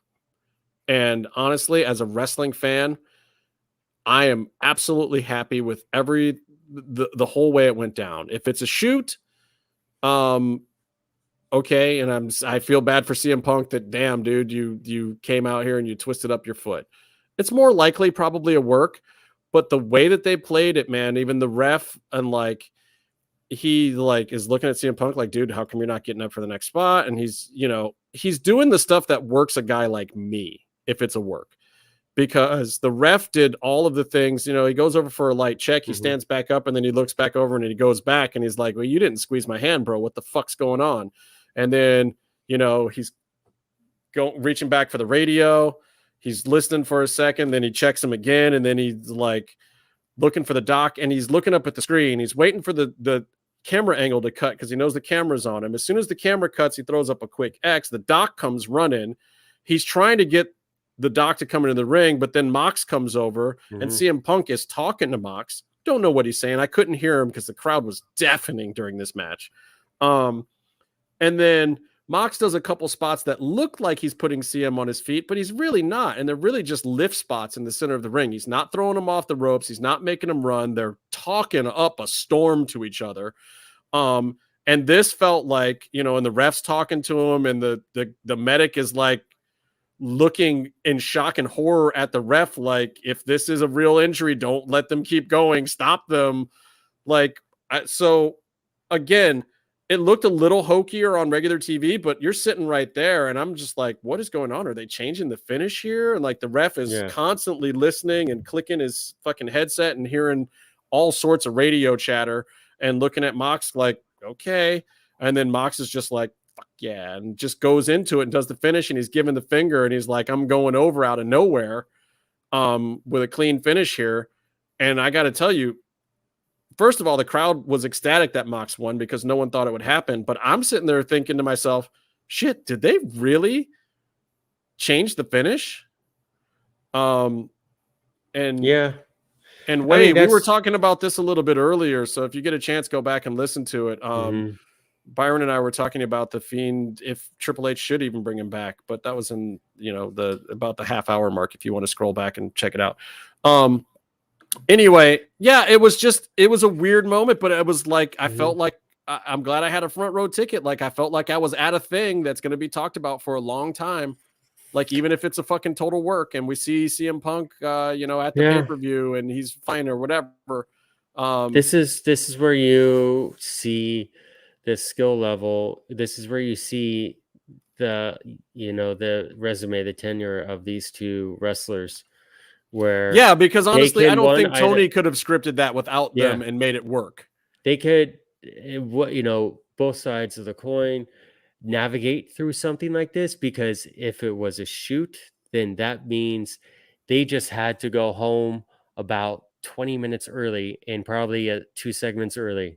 Well, and this is the other reason why I kept feeling like it was actually a shoot, because the Cage accepting Jungle Boy's challenge segment felt like it was a stretch and it felt real improvised. And you've been seeing Cage's promos. This was not on the level of those. This was on a just go out and say some shit and fill. They also, I just want to say this comment, this one comment, Kevin Nash is going to return, is more important than anything. If he actually is going to return, then wrestling is truly saved. Okay. He is the one true star. But yeah, that was like, it is kind of genius. There's a few things that felt like a stretch. Like the ref actually was trying to pull Mox back to celebrate more. Not to get to commercial break. And Mox was like, Mox gives him this thing, but he's basically telling him like, I am going to do that, but I'm going to do it in the crowd and I'm going to stretch and blah, blah, blah.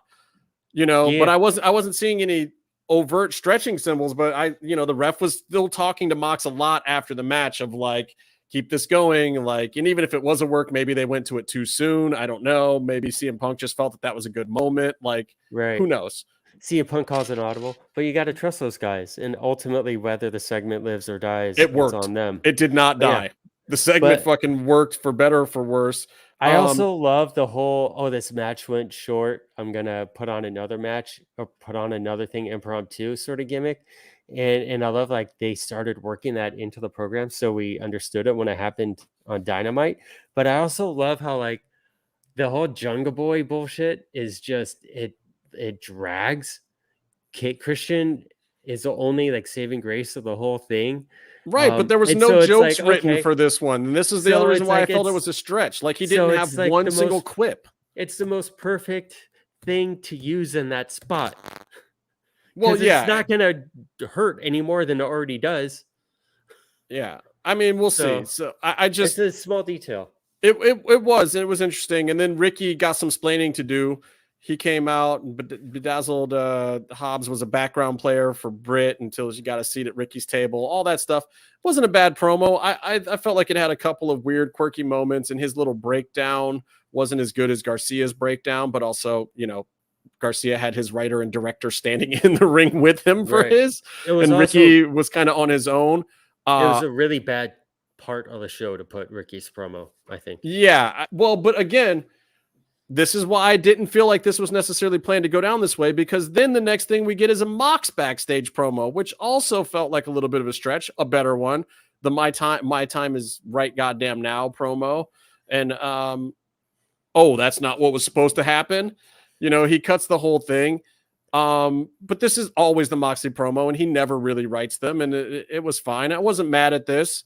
But this is just about as long without wrestling that I've ever seen on Dynamite. 3 promos, 2 packages, 3 ad breaks without any graps. That is unheard of for Dynamite and not uninteresting. Like, people were glued. The numbers were up. Like, everything was good. That plays into the idea, like, if you're booking a title match between Punk and Mox on Dynamite, you're going to book... I mean, you'd want to give them 45 minutes. Entrances, after match. And I get that it wasn't going to be the headliner because you brought in Willie Ospreay for this other thing, and you have this other storyline, and you're just kind of trying to advance whatever you want to get to for the pay-per-view. Because people were like, well, it had to be a work because it wasn't the headliner. But Tony's done stuff like that before, and you couldn't put it on as the very first match. Like, I half expected, my expectation going in there was, honest to God, that it was going to be the first match. I never thought it was going to be, the headliner, even when they had first announced it. I always expected it to be like a hot start match or somewhere in the middle and not be the headliner. Anyway, United Empire defeats Death Triangle. I was wearing my Phoenix from luchamask.com mask for this one. So if you don't see me, that's why. Starting a match with Will Ospreay and Rey Fenix is fucking fire. And I also have to say, Ospreay did 90% of the wrestling for his team. The dude is a stud. I think he's the best work rate wrestler on the planet right now, period. And take note of the fact that I say best work rate wrestler. People keep saying best wrestler. Okay, but what are the qualifications? Sure. I made a tweet about this the other day. I will say that, yes, Meltzer stars matter. They actually do, because a lot of people and a lot of real wrestling fans that spend a lot of real money respect Dave's opinion and cherish what he says about those matches. So it does matter, but it's also just one metric, because guess what else matters? I don't know, gate, pay-per-view, merchandise, in-ring promos, being able to be a star of a show. Like, so you have to look at the Roman Reigns and the Chris Jericho's and the other guys out there too. You could say that Will Ospreay is the best wrestler all day long. And I'm not saying that Will Ospreay's numbers are bad, but I'm saying that you call somebody the best wrestler. What are your metrics is my question. So I'm qualifying my metrics. Will Ospreay is the best work rate wrestler. I believe that. I agree with anybody who says that. If you say that Will Ospreay is the best wrestler, I have to say, well, what are your criteria? If you're just basing it on his work rate, then yes. If you're basing it on his t-shirt sales and his pay-per-view buys and, his ability to draw money in America and Europe and this and the other thing, maybe he's not. There's some other guys that are up there. Like I like Dax too. I think Dax might be the number 2 or 3 work rate wrestler around right now, but, I would put, Takeshita, I got up there news. as one of the great work rate wrestlers, but he's clearly not the best wrestler around. I got breaking exclusive news about Takeshita, by the way. Yeah, he is looking to move back to the States to wrestle full time for AEW and then whatever. He 100% should. I think he's a top mid card guy for them. I think they can really do something great with him. Put him in a faction, make him Blackpool. I don't care what you do with him, but get him Oh, on TV. What if he starts cutting promos? What if he can get on the stick for 10 I've heard him minutes? on the stick. It's not great. Like Oh. he's got language barrier issues. He's not bad. He's done a couple promos recently. I think a Rampage or something. Yeah. But anyway, look, I will say this about this match. It's been a while since I got to Cerro Miedo. And it definitely doesn't feel as good as it used to. But the match was still amazing. It was not a Lucha Underground thing. I got my high fives from Phoenix and Alex and Penta. Even Pac looked at me without snarling. But Alex, I gotta say I have a newfound respect for that guy after this match. I haven't really thought much of him outside of being a translator or whatever, but he was helping Phoenix time out his spots. He was helping Will Ospreay a little bit. He was really, he wasn't calling the match. I mean, he wasn't leading. Will was leading most of the match, Will and Pac, and Phoenix a little bit, but like Phoenix was really just, Phoenix times out his spots and he knows what to do at the right time. But the reason that whole open was fire was because Will was leading and he was calling the whole thing. It was great. And Alex was actually very helpful to the pacing of the match, to keeping the crowd into it. Doing the stuff that a really good valet manager, whatever, second does, like better than what I saw Arn Anderson do later on. Like, I mean, but he's also young. He's got to be out there earning it. Like, look, you're out here, 6 of the top guys in the world. Can you help us make this match better? Or are you just going to stand around and look cool with your gloves on? But and it's like a lot of people, you just watch the match and you think the wrestlers are wrestling and putting something together, but like the ref is instrumental in putting the show together. And everyone, if you're ringside, you got to play a role. And that was Alex. Like, he was directing traffic on the outside to get guys to run back in. Even the Aussie Open guys, or what are their names? Australian Open. Aussie Open. Yeah. Anyway, those, like, he was telling, he's giving them the high sign. Like, all right, my guy's going to come in, and you come in and hit your guy. Like, that's what you're supposed to do when you're on the apron, and keep the crowd excited. Like, don't just stand there. You know who else is surprisingly good at it that people don't realize is Vicky Guerrero. Oh, she knows what's up. She knows what the fuck is up, and she will scream and scream and scream at the top of her lungs, and then she'll be like, okay, now move to the left. Like, she is a queen. She knows what the fuck's going on. Anyway, super, super quick Rampage since I was there also. John Silver is super over. Dark Order defeats House of Black, which I was not expecting. Alex Reynolds got the pin on Malachi Black. And then Miro comes out, this, that, and the other thing. Here's what sucked about this match, because it was actually pretty good. Sting. No, Sting rules. Sting will always rule. You can see me in the background giving the thumbs down and booing my ass off. Fuck that guy. He was horrible. He took the fucking wind out of the whole crowd. There was no reason for him to be there. God. He's super duper old, and I wish he would die. Sting is, I think Lucha Blog tweeted he was watching the match. Well, he was watching Dynamite live, hoping that Sting would be on Dynamite so that I would fucking, and I no sold everyone. I gave no spoilers even to my boys, just for the record, about Rampage. I posted no information, and I did not let anyone know that Sting did in fact appear, and that we did almost have words, and that I did yell very, very foul and vicious things to him. And how dare you? You should be banned. I told Sting very loudly that I wish abortions had been invented the day his mother got pregnant. Like, fuck that guy. I was like, I hope your mom is from Texas back in time so that you are erased from history. Fuck you, die. That's how I feel about Sting. Okay, and moving on. Sting rules. Justin and Cleveland's own Wardlow defeats Cleveland's own Baby Zig, Ryan Nemeth, the other Nemeth brother, the Hollywood hunk, who I thought it was hilarious that I think Wardlow actually requested to go with Nemeth as another Cleveland guy. But, poor Nemeth is a hometown boy. We love the fucking Nemeth brothers. The Ziggler brothers? Yeah. And he did the right thing. I mean, he came out and got heat on Cleveland of, you guys will never get out of this shithole town and blah, blah, And then he got the Powerbomb Symphony. That was fun stuff. Honestly, they should have billed that and put it on Dynamite.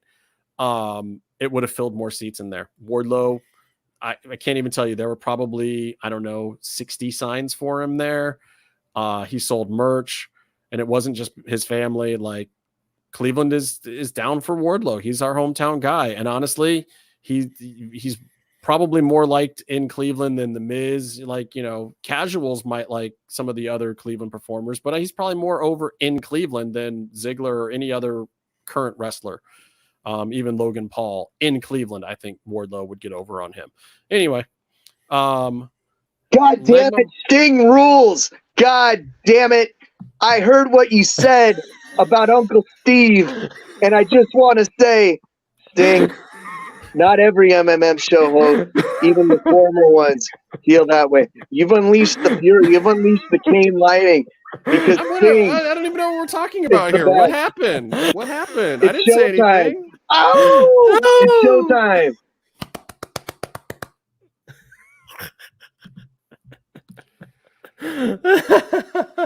Sting can eat a dick and die. Fuck that guy. Oh, you're just you want Sting to hold your hand and tell you everything's gonna be okay. Fuck that guy. Anyway, that was the professor. Leg my balls. Hit him up at the Lucha Gringo and tell him which Ricky Steamboat figure he should keep or which one he should give me. Please do. Otherwise, he's going to right now. have a conniption, and me and Byron can't handle that.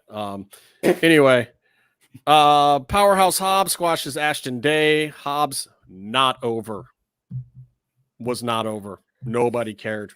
It didn't work. Sorry, they're gonna have to figure something out for Hobbs pretty soon. They killed him. I mean, Ricky's kind of over, and they're gonna get the match, and they need to just have the match and get on with it and figure out what they're gonna do with Hobbs, because this might benefit Ricky in the long run. But as I predicted weeks ago, this is bad news for Hobbs. And there was a whole lot of people in Cleveland just looking up there like, who? Like, they didn't even fucking recognize that the Hobbs or is anybody. Like, him coming out with Ricky was part of what they recognized, and that's just the sad fact of the matter. Like, hardcore fans might get it and know, but if the storylines don't back it up, and if they don't give you some shit, like, he's just some dude who's been playing second fiddle to Brian Cage and Taz and Ricky Starks, like, and Hook. Like, Hobbs isn't the guy yet. He had the momentum, and I mean, to your point, but you got to do something with it. You got to give people a reason to care, whether it's face or heel. It doesn't help that he's playing the heel role either, but to your point, the factory was not a good way for them to extend the feud, to give them some meat to chew on until the pay-per-view. I thought it would be a good one-off of Ricky going, because he went over them that one night, and then maybe if Hobbs then got mad at them because he's like, don't let your problem be my problem, and he did get mad at them for Ricky beating them. But then that shouldn't have been a segment and then something else. That should have been you want to beating 5 guys in a row, and he looks like a monster. Now you have 2 guys who just went over, but it should have been quick too. Correct. Yeah, it has to be quick, fast. Like, look, you don't pull these guys from the lower mid card up to the top of the mid card quite like this. And then to add insult to injury, QT Marshall with the watch and the worst working punch in the entire business completely misses knocking out Starks backstage. Like, please tell me they did this live, because if this was a pre-tape and you didn't do another take of that 30 seconds of time, Jesus Christ, what the fuck? Also, why the fuck is AEW putting this on social media? This should be erased from canon immediately. You put something that bad on television, like, I'm not a huge fan of QT Marshall, but I don't want to see the guy get buried, and he got buried on social. Oh my God. Find that AEW clip on IG and look at the comments.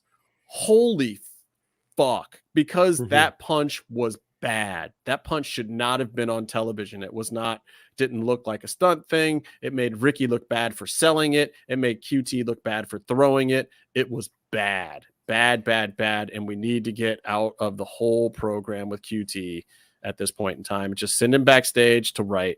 Like, it's done. He's good if you're doing the hook thing where you have a student who's over and you need the student to make someone look like a fool for a few weeks, but that person guides them through every segment. Yeah, like That's him great. leading a faction with no credibility just doesn't help anybody. It pulls them down. It doesn't elevate them up the card. And I know he's trying to push guys and elevate them up. There's a different way to do that. It's not by feuding with two guys that are just coming out of the lower mids themselves. Like it doesn't work. Like QT and his crew should just be coming into the lower mids. And by doing this, it's pulling these guys back down, not elevating them up. Anyway, Jade Fire's a baddie, has a pull apart with Athena Backstage. I can only hope this means Red Velvet is back soon. I can't take too much more of her Instagram anyway. I would rather just have her be on regular TV. Byron knows what I'm talking about. AAA mixed tag champs Sammy and Ty defeat Ruby Soho and Ortiz. What the fuck? This is another what the fuck on Rampage. Here we are. We're late in the show. Ortiz does a horrible blade job. He caught himself across here. Oh man. Okay.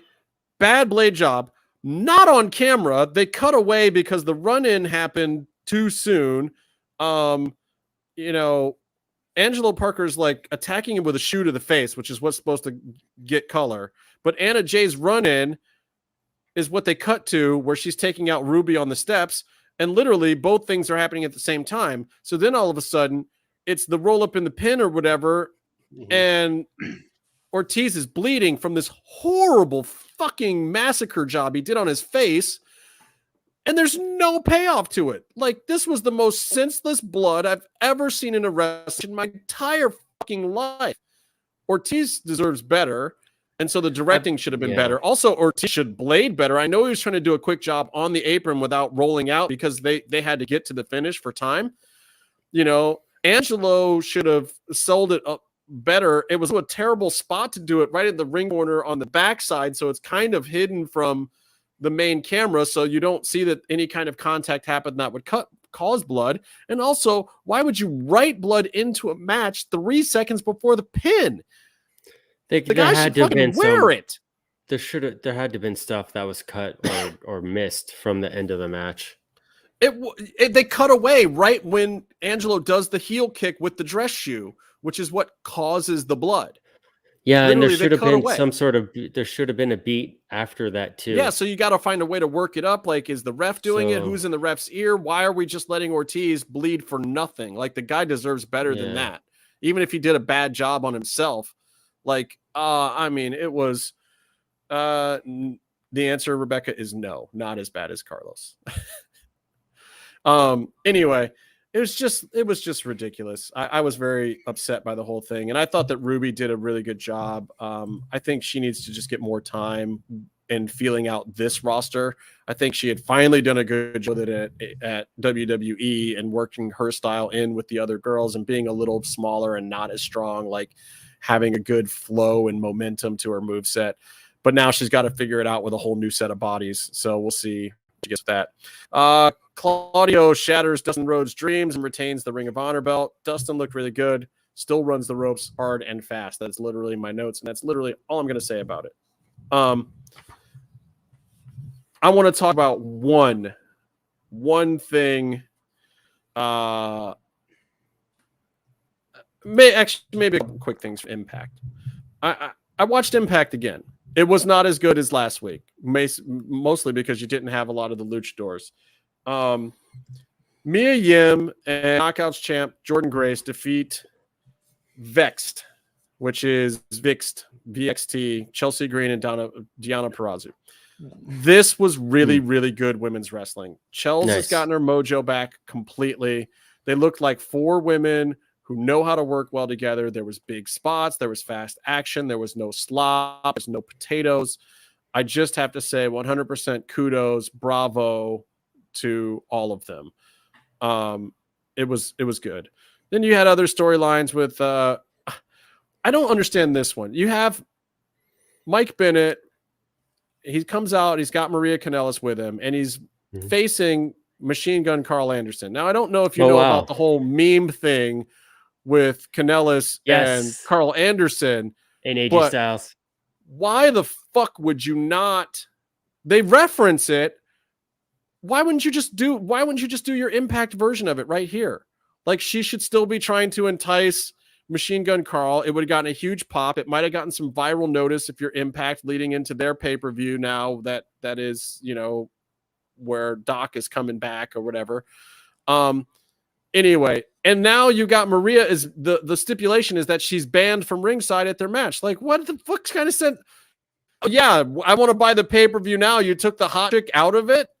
That the one great thing that she's done in her career was this thing where she entices Carl Anderson in New Japan. Like that was a classic wrestling moment. And like, basically you're just telling fans, fuck you.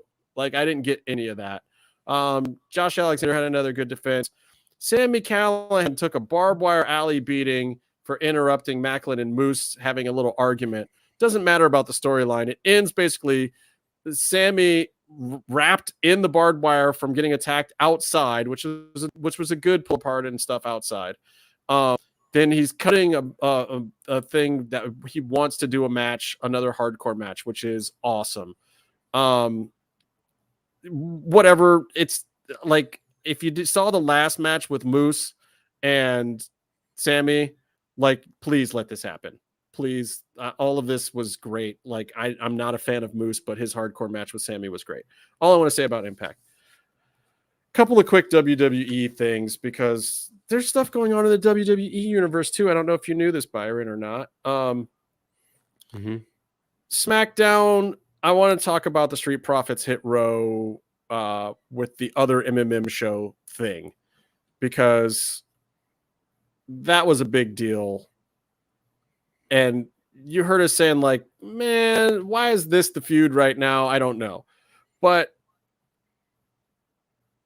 something about this kind of worked, and giving the heels more time this time, like they were leading the segment. First, you got the really funny bit where you see the face-off between the Street Profits and Hit Row, like you think something's going to go down. And then I think it was Tez gives the line of like looking at their skin, and he's just like, there's something the same about all of us. Something really familiar about all. I was just like, oh shit, no, he didn't.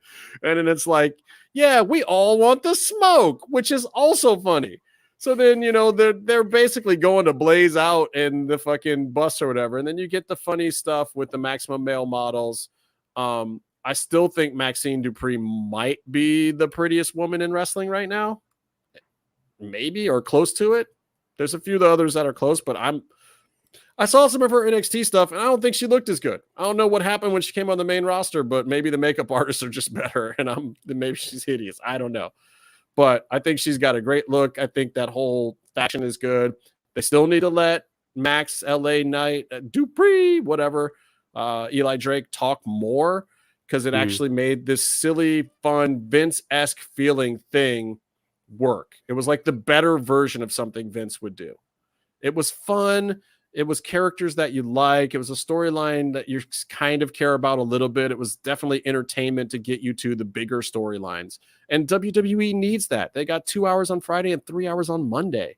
Jesus Christ, they got to do something in those spots.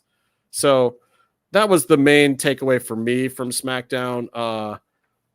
The New Day versus the Viking Raiders, to me, is absolutely the worst feud in all of wrestling right now. All good Viking workers. Raiders? Yeah, it just feels like a bad Vince leftover. This one, like, they got to wrap this program up. It's not working for me. NXT UK is going away, as you know, so they're doing the Worlds Collide thing. Or maybe you don't know. Do you know what they're doing with this, Byron? They're doing NXT Europe, which is kind of an amalgam of everything foreign. But to do that, I don't know where it's going to be televised. I think basically the TV deal on NXT is out. They don't want to renew it right now. I think they're working on some other stuff, and they're revamping the program next year. It was already announced for 2023. So NXT UK is officially going away. So if you're watching NXT right now and you don't watch NXT UK, you're probably like, who? All day long. You don't know who the fuck is in there, because it's a ton of people from NXT UK. And some of them are very good. Yeah. It makes NXT, honestly, right now, if you haven't been watching NXT, you might want to, because it's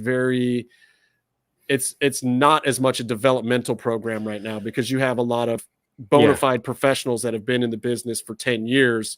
They've just been on the UK brand, and now they're getting a run in NXT. They've moved them all into the bunks in Florida. Well, it's a lot of black and gold over in Europe, Yeah.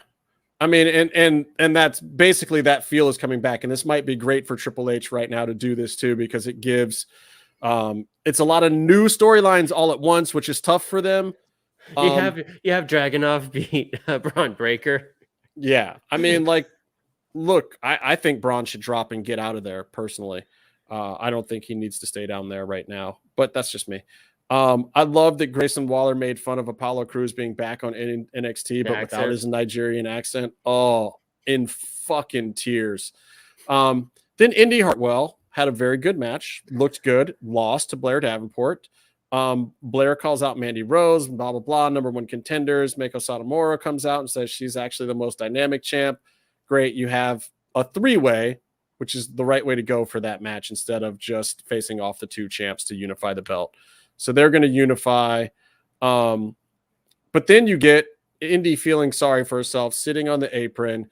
Lo and behold, the thing that no one thought was going to happen, which was actually a very good surprise, was Dexter Lumis showing up, especially after he had kidnapped The Miz on the other show. And we're getting now this crossover where NXT actually plays in storylines, and it's being accepted into Triple H's WWE officially. This was one of the first big crossovers from a storyline. It was so sweet.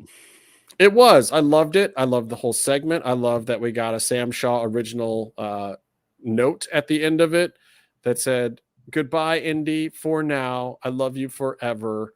I hurt you forever," I should say, because he had to put a little illustration in there. And then he promptly gets fucking arrested. And Indy just looks totally floored. And this is part of the reason why she's a good wrestler, too. She can sell a dumbass gimmick to the point where, like, on the internet, you can't figure out that they're not actually married in real life. Like, I don't know what their status is, but I'm pretty sure Sam Shaw and Indy Hartwell are not an actual thing, but they certainly kissed like they were. Like, you know, they sold it. They had fun with it. It was great television. It was a good moment for NXT. You know, and it's more than I will say for the headlining match between Tiffany Stratton and Wendy Chu. I don't get it. It wasn't a thing for me. I did not. It was a lights out hardcore match. It had some moments, but I was still just like, the fuck? Yeah, they went for it, but I don't get what they're doing with Wendy Chu, or how it or in what universe this is the headlining match of the night when they have all these great people. They have a double roster right now. Like, they have an embarrassment of riches at NXT right now, and a lot of these storylines are totally working. And the Mandy Rose stuff was really good, and the indie stuff was good. And Braun Breaker is going to face Tyler Bate and for the unification thing. It's all good stuff except for that. So whatever. Raw, blah, blah, blah. Judgment Day. I would say good news for Matt Riddle. He has his full name back, but bad news for Matt Riddle. There's another scorned lover who is releasing text messages about him. Wow. Which is not.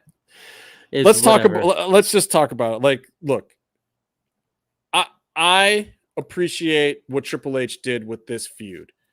This was one where he wasn't like, let's get through this Vince shit or whatever. This was one that Triple H stopped and he took a look at and he was like, you know what? My boy Seth deserves something better. Riddle's hot and we can still use that push. I don't want to keep having him lean on the fucking Randy thing because that's stupid. Like, Randy will be back when Randy's back. And the guy has made a name for himself now. He doesn't have to keep pushing that. So he slowed it down. He wanted to look at it, think about it. And then they decided to start doing some very interesting things. I think the Dexter Lumis stuff was interestingly done. And now we're back into normal cheesy wrestling mode where he's popping up in Miz's car and Miz kidnapped him like Sexy Star and raped him or whatever the storyline is that they're playing. Like, Miz has trauma from Dexter and it's either a swerve or there's something freaky and weird happened or he saw, you know, somebody give birth to a hand. Who knows what we're going to get out of that, but it's making it interesting. And I'll say that about the Miz match before I get into the Riddle thing is I watched a Miz match for the first time, invested in the whole match because of some dumbass storyline. Because I was also waiting to see, like, shit, is Dexter Lumis going to pop up? Like, this is why this shit works. Like, it's a silly little storyline, but they played it out well. They used 4 weeks to do it. And now we're at a point where you've got this superstar. You've got him paired up with Ciampa. Miz actually feels fresh. He's playing a serious side of a campy story. He's not playing it for jokes or laughs. He's playing this weird kind of like, no, dude, I have trauma, I'm not talking about it thing. It's working. It's not the most compelling thing ever. I'm still not going to say that Miz is a superstar, but this is way more over than other shit that Miz could be doing. So kudos to them, and kudos to the Dexter Lumis angle and how they played it out over weeks on different shows. And we don't know where it's going, even though the pop-up in the car was a little cheesy, but it was whatever. It was fun. Like, it was totally, He pops up with the light under his face and he's like, like, that part of it was stupid. But the fact that he was in the car was like, great, you got me. You made me watch a whole match just to give me this dumb thing in a fucking car. Sweet. I'm officially a mark again. You got me, WWE. You got me, Triple H, son of a bitch. Anyway, but just talking about the Seth and Riddle thing, the parking lot footage was smart. I like the internet version better, where it was still far away and they didn't do the push-ins on it or whatever. It felt a little more real, but it, like, they're trying something. My favorite part of that was, and I saw the promo, and I also think it's a much better promo if you don't listen to the audio, because Riddle with looks them intense. talking, yeah. But my favorite part of the whole angle was the joke. I made a joke about it, then I saw a much better worded joke version of it. Well, give me the better one. Take credit for it. Yeah, the better one was, hey, look, the Full Sail parking lot got a call up too. Solid. Oh, my alma mater, Full Sail. Yeah. But look, it was fun, and then you're afraid of getting embarrassed again, like Roman and Cody. That whole promo was kind of great, and I'll put you on the shelf next to Cody. So you had a great, regular promo that ends with, the only man in your marriage is Becky. Good line. Great. Writers did a good job. Riddle actually learned some lines for a change that he didn't fuck up. It was smart to do it as a backstage segment, because I'm sure they taped it for hours to get Riddle to not fuck it up. And then, we go to some more matches and whatever. But then they give us the footage of, or whatever, after the fact. Great tag on of like, hey guys, we're going to show you something that maybe we shouldn't, like, but this happened after they took the mics off. They played it just like you would, like, hey, we're clear, blah, blah, blah. And this stuff actually happens because I have been the producer having these conversations or doing these kind of tapes. Like, these things actually do happen. And even on this show, like, before we go live, sometimes we'll have a guest in here, and all the good shit that you wish was on the show will be said before we actually hit record, because people are just being themselves. That's the key to our success. Yeah, like, if you want to hear some people get. If you want to hear somebody get buried, listen to the part of the show that we never recorded. There's a few people I can tell you that did that on this show. Anyway, I loved that they did the thing. Like, they showed you this hot angle, and like, these things have happened before with Daniel Cormier and John Jones in real life, and like, these go off moments. And then the line, you ain't got no family because your wife divorced you and took your kids, and they don't want to see your bitch ass anymore. Fuck. Like, we know this is a fucking work. Dear Lord, who writes that into a work? Lucha Blog had the best theory about it. He's like, I understand they're shooting on each other and being edgy, but it also seems like a way for Riddle to get it out there to everyone on TV that he's single and wants to fool around. And he's like, it's all the work to get Riddle laid. Yeah. Oh, and he's like, it was exhausting to have to tell everyone every single night. And he's like, now he just put on TV. So it's like, you only had to say it once. Oh man. I also look, speaking of the WWE, what's up, Angie? Speaking of WWE doing kind of grittier new things, it was like, we want to extend the Johnny Wrestling promo and the Austin Theory thing. They literally didn't say anything new that wasn't said last week, but they did it sitting in the stands as this kind of impromptu thing. I thought that was awesome. Like, that worked well to basically not do anything new, but just to extend it and let us see, Johnny Gargano more than anything else. And it's a pre-tape because obviously it was in the stands earlier in the day. Like, so he's not, you're not wasting your pop for Johnny yet. You need to extend it, but you got to do it the right way. You can't hold him off too long that the crowd doesn't remember how hot Toronto was for him, but you need to build him up a little bit more so that when you do use him, it makes sense. And also, he might not get to go over on Austin Theory yet. You know, that might not be the way it goes. So you gotta work a storyline there, and it's working. And obviously you've got a cool Theory out of your main program right now because you got too many other players that Triple H is trying to rehabilitate with KO and Cross, both trying to circle around the title picture, which is great. And I like the fact that they're having KO do it very actively on Raw and Cross do it very passively on SmackDown. I liked his up in the rafters thing. Like, Cross doesn't have to be out there yet. Let the audience get accustomed to his face. So here's where I want to end the show tonight, Byron. Karrion Kross has made a request, and one is not want to refuse Karrion Kross's requests. Okay. What are our theories about how Clash in the Castle is going to go down in regards to the world title picture? Keep in mind, this is Karrion Kross asking this question, and he's asking everyone. It's not just us. So what is your theory? How do you think the title match is going to go down at Clash of the Castle, especially knowing that Karrion Kross is asking what people think is going to happen? Well, I'm going to start answering that question by completely ignoring it and saying that's a very Conan thing to do. Why do you say that? I say that because, I think Conan's strength in his career as in the wrestling business is not being a better worker, it's not being smarter or better than anyone. It's not even like being more intuitive than anyone. He knows where the money is, and he knows how to find it. He asks people, he talks to us just casually, but he asks us these types of questions, which, whatever, makes us feel good. He wants our opinion, but what he's doing is he's getting Nielsen ratings. And, he back in the olden days, he used to go out to clubs with the up and coming stars in AAA or CML, wherever he was working, wherever he was booking. And he could tell by watching them in public like that, and them doing what they were doing, you could see who had that natural star ability, that natural charisma, and who didn't.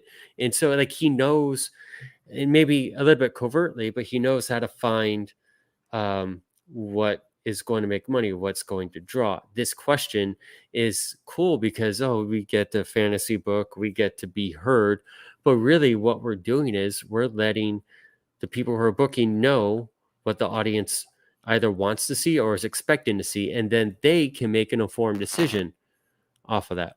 Right. So that's why it's a Conan thing, and I think it's a very smart thing to do. So what do you think is going to happen now that it's a smart thing to do? I know what I think is going to happen, but I want to hear what you have to say. What's the match? Is he booked in it? No, it's Drew McIntyre versus Roman Reigns for the undisputed. Yeah, it's still straight up. Oh man. But Kross is asking what we think is going to happen. It could go so many ways. It can go so many ways. I know. I mean, I could see it go straight, but the entire time Kross is there and just getting in their heads, and then he could do something afterwards, or maybe Kross at some point.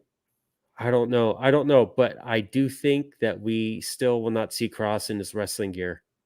So here's the thing.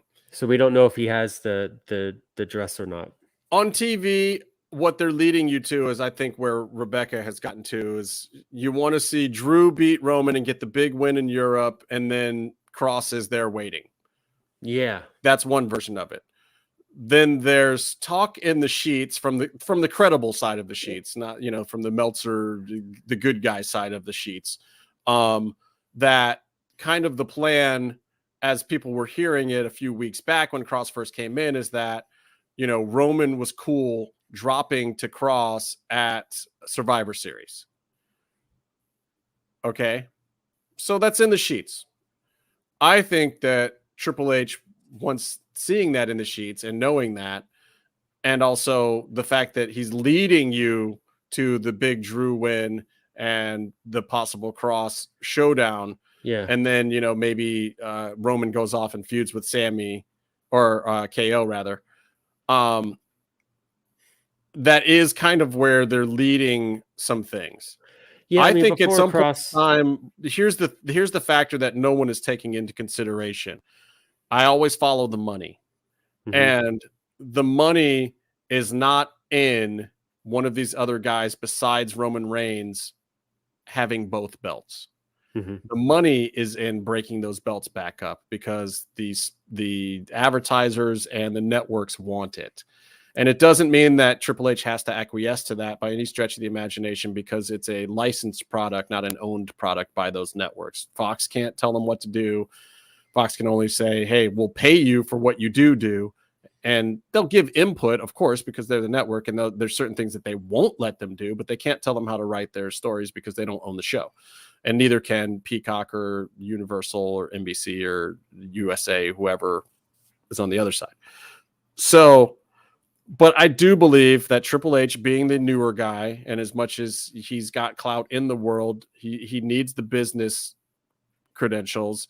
And I believe Nick Khan might see it that way too. I almost expect something bigger to happen. Maybe Drew wins and then Cross faces him immediately and takes one of the titles. Could happen. And then they still feud and whatever. Or then, he goes and drops there. Maybe Roman swerves him and only puts one of the titles up to Drew. And then Drew takes that, feuds with Cross, and then, he goes and feuds with KO. Also,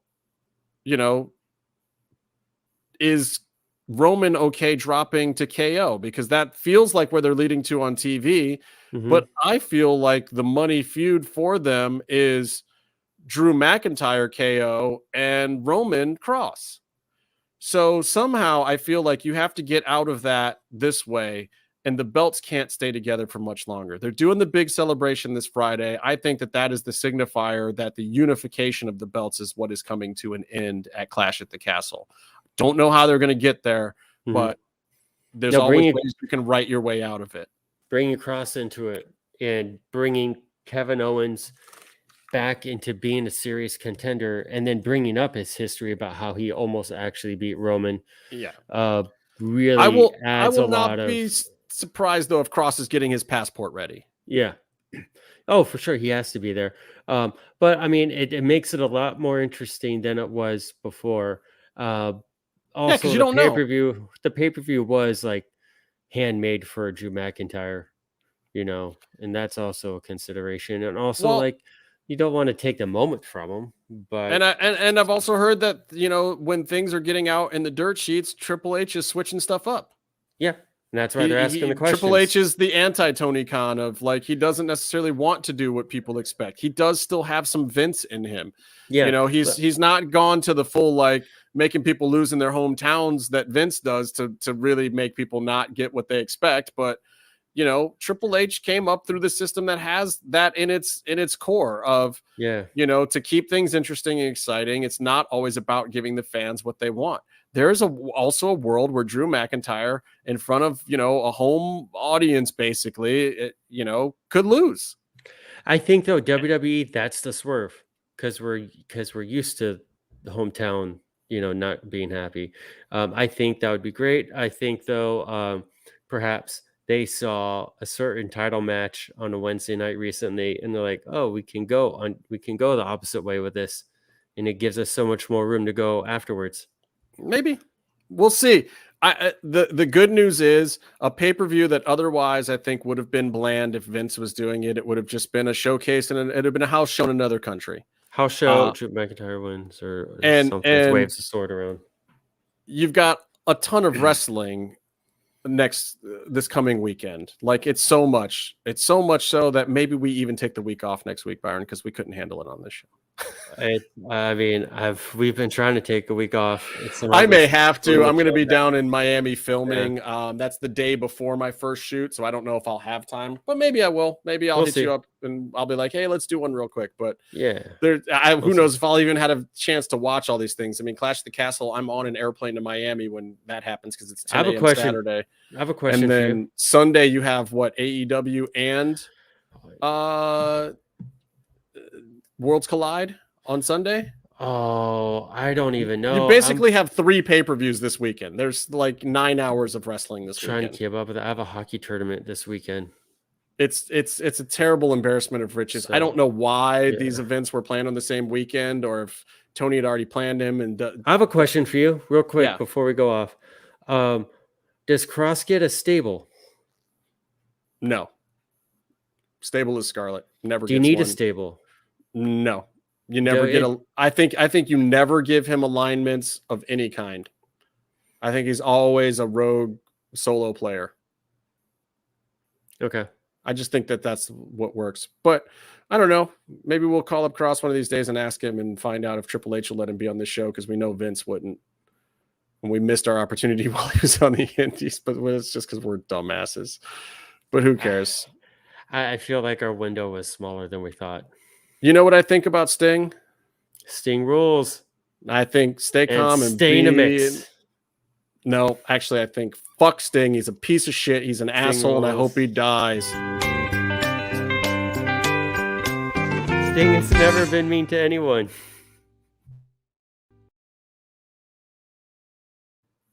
Fuck Sting.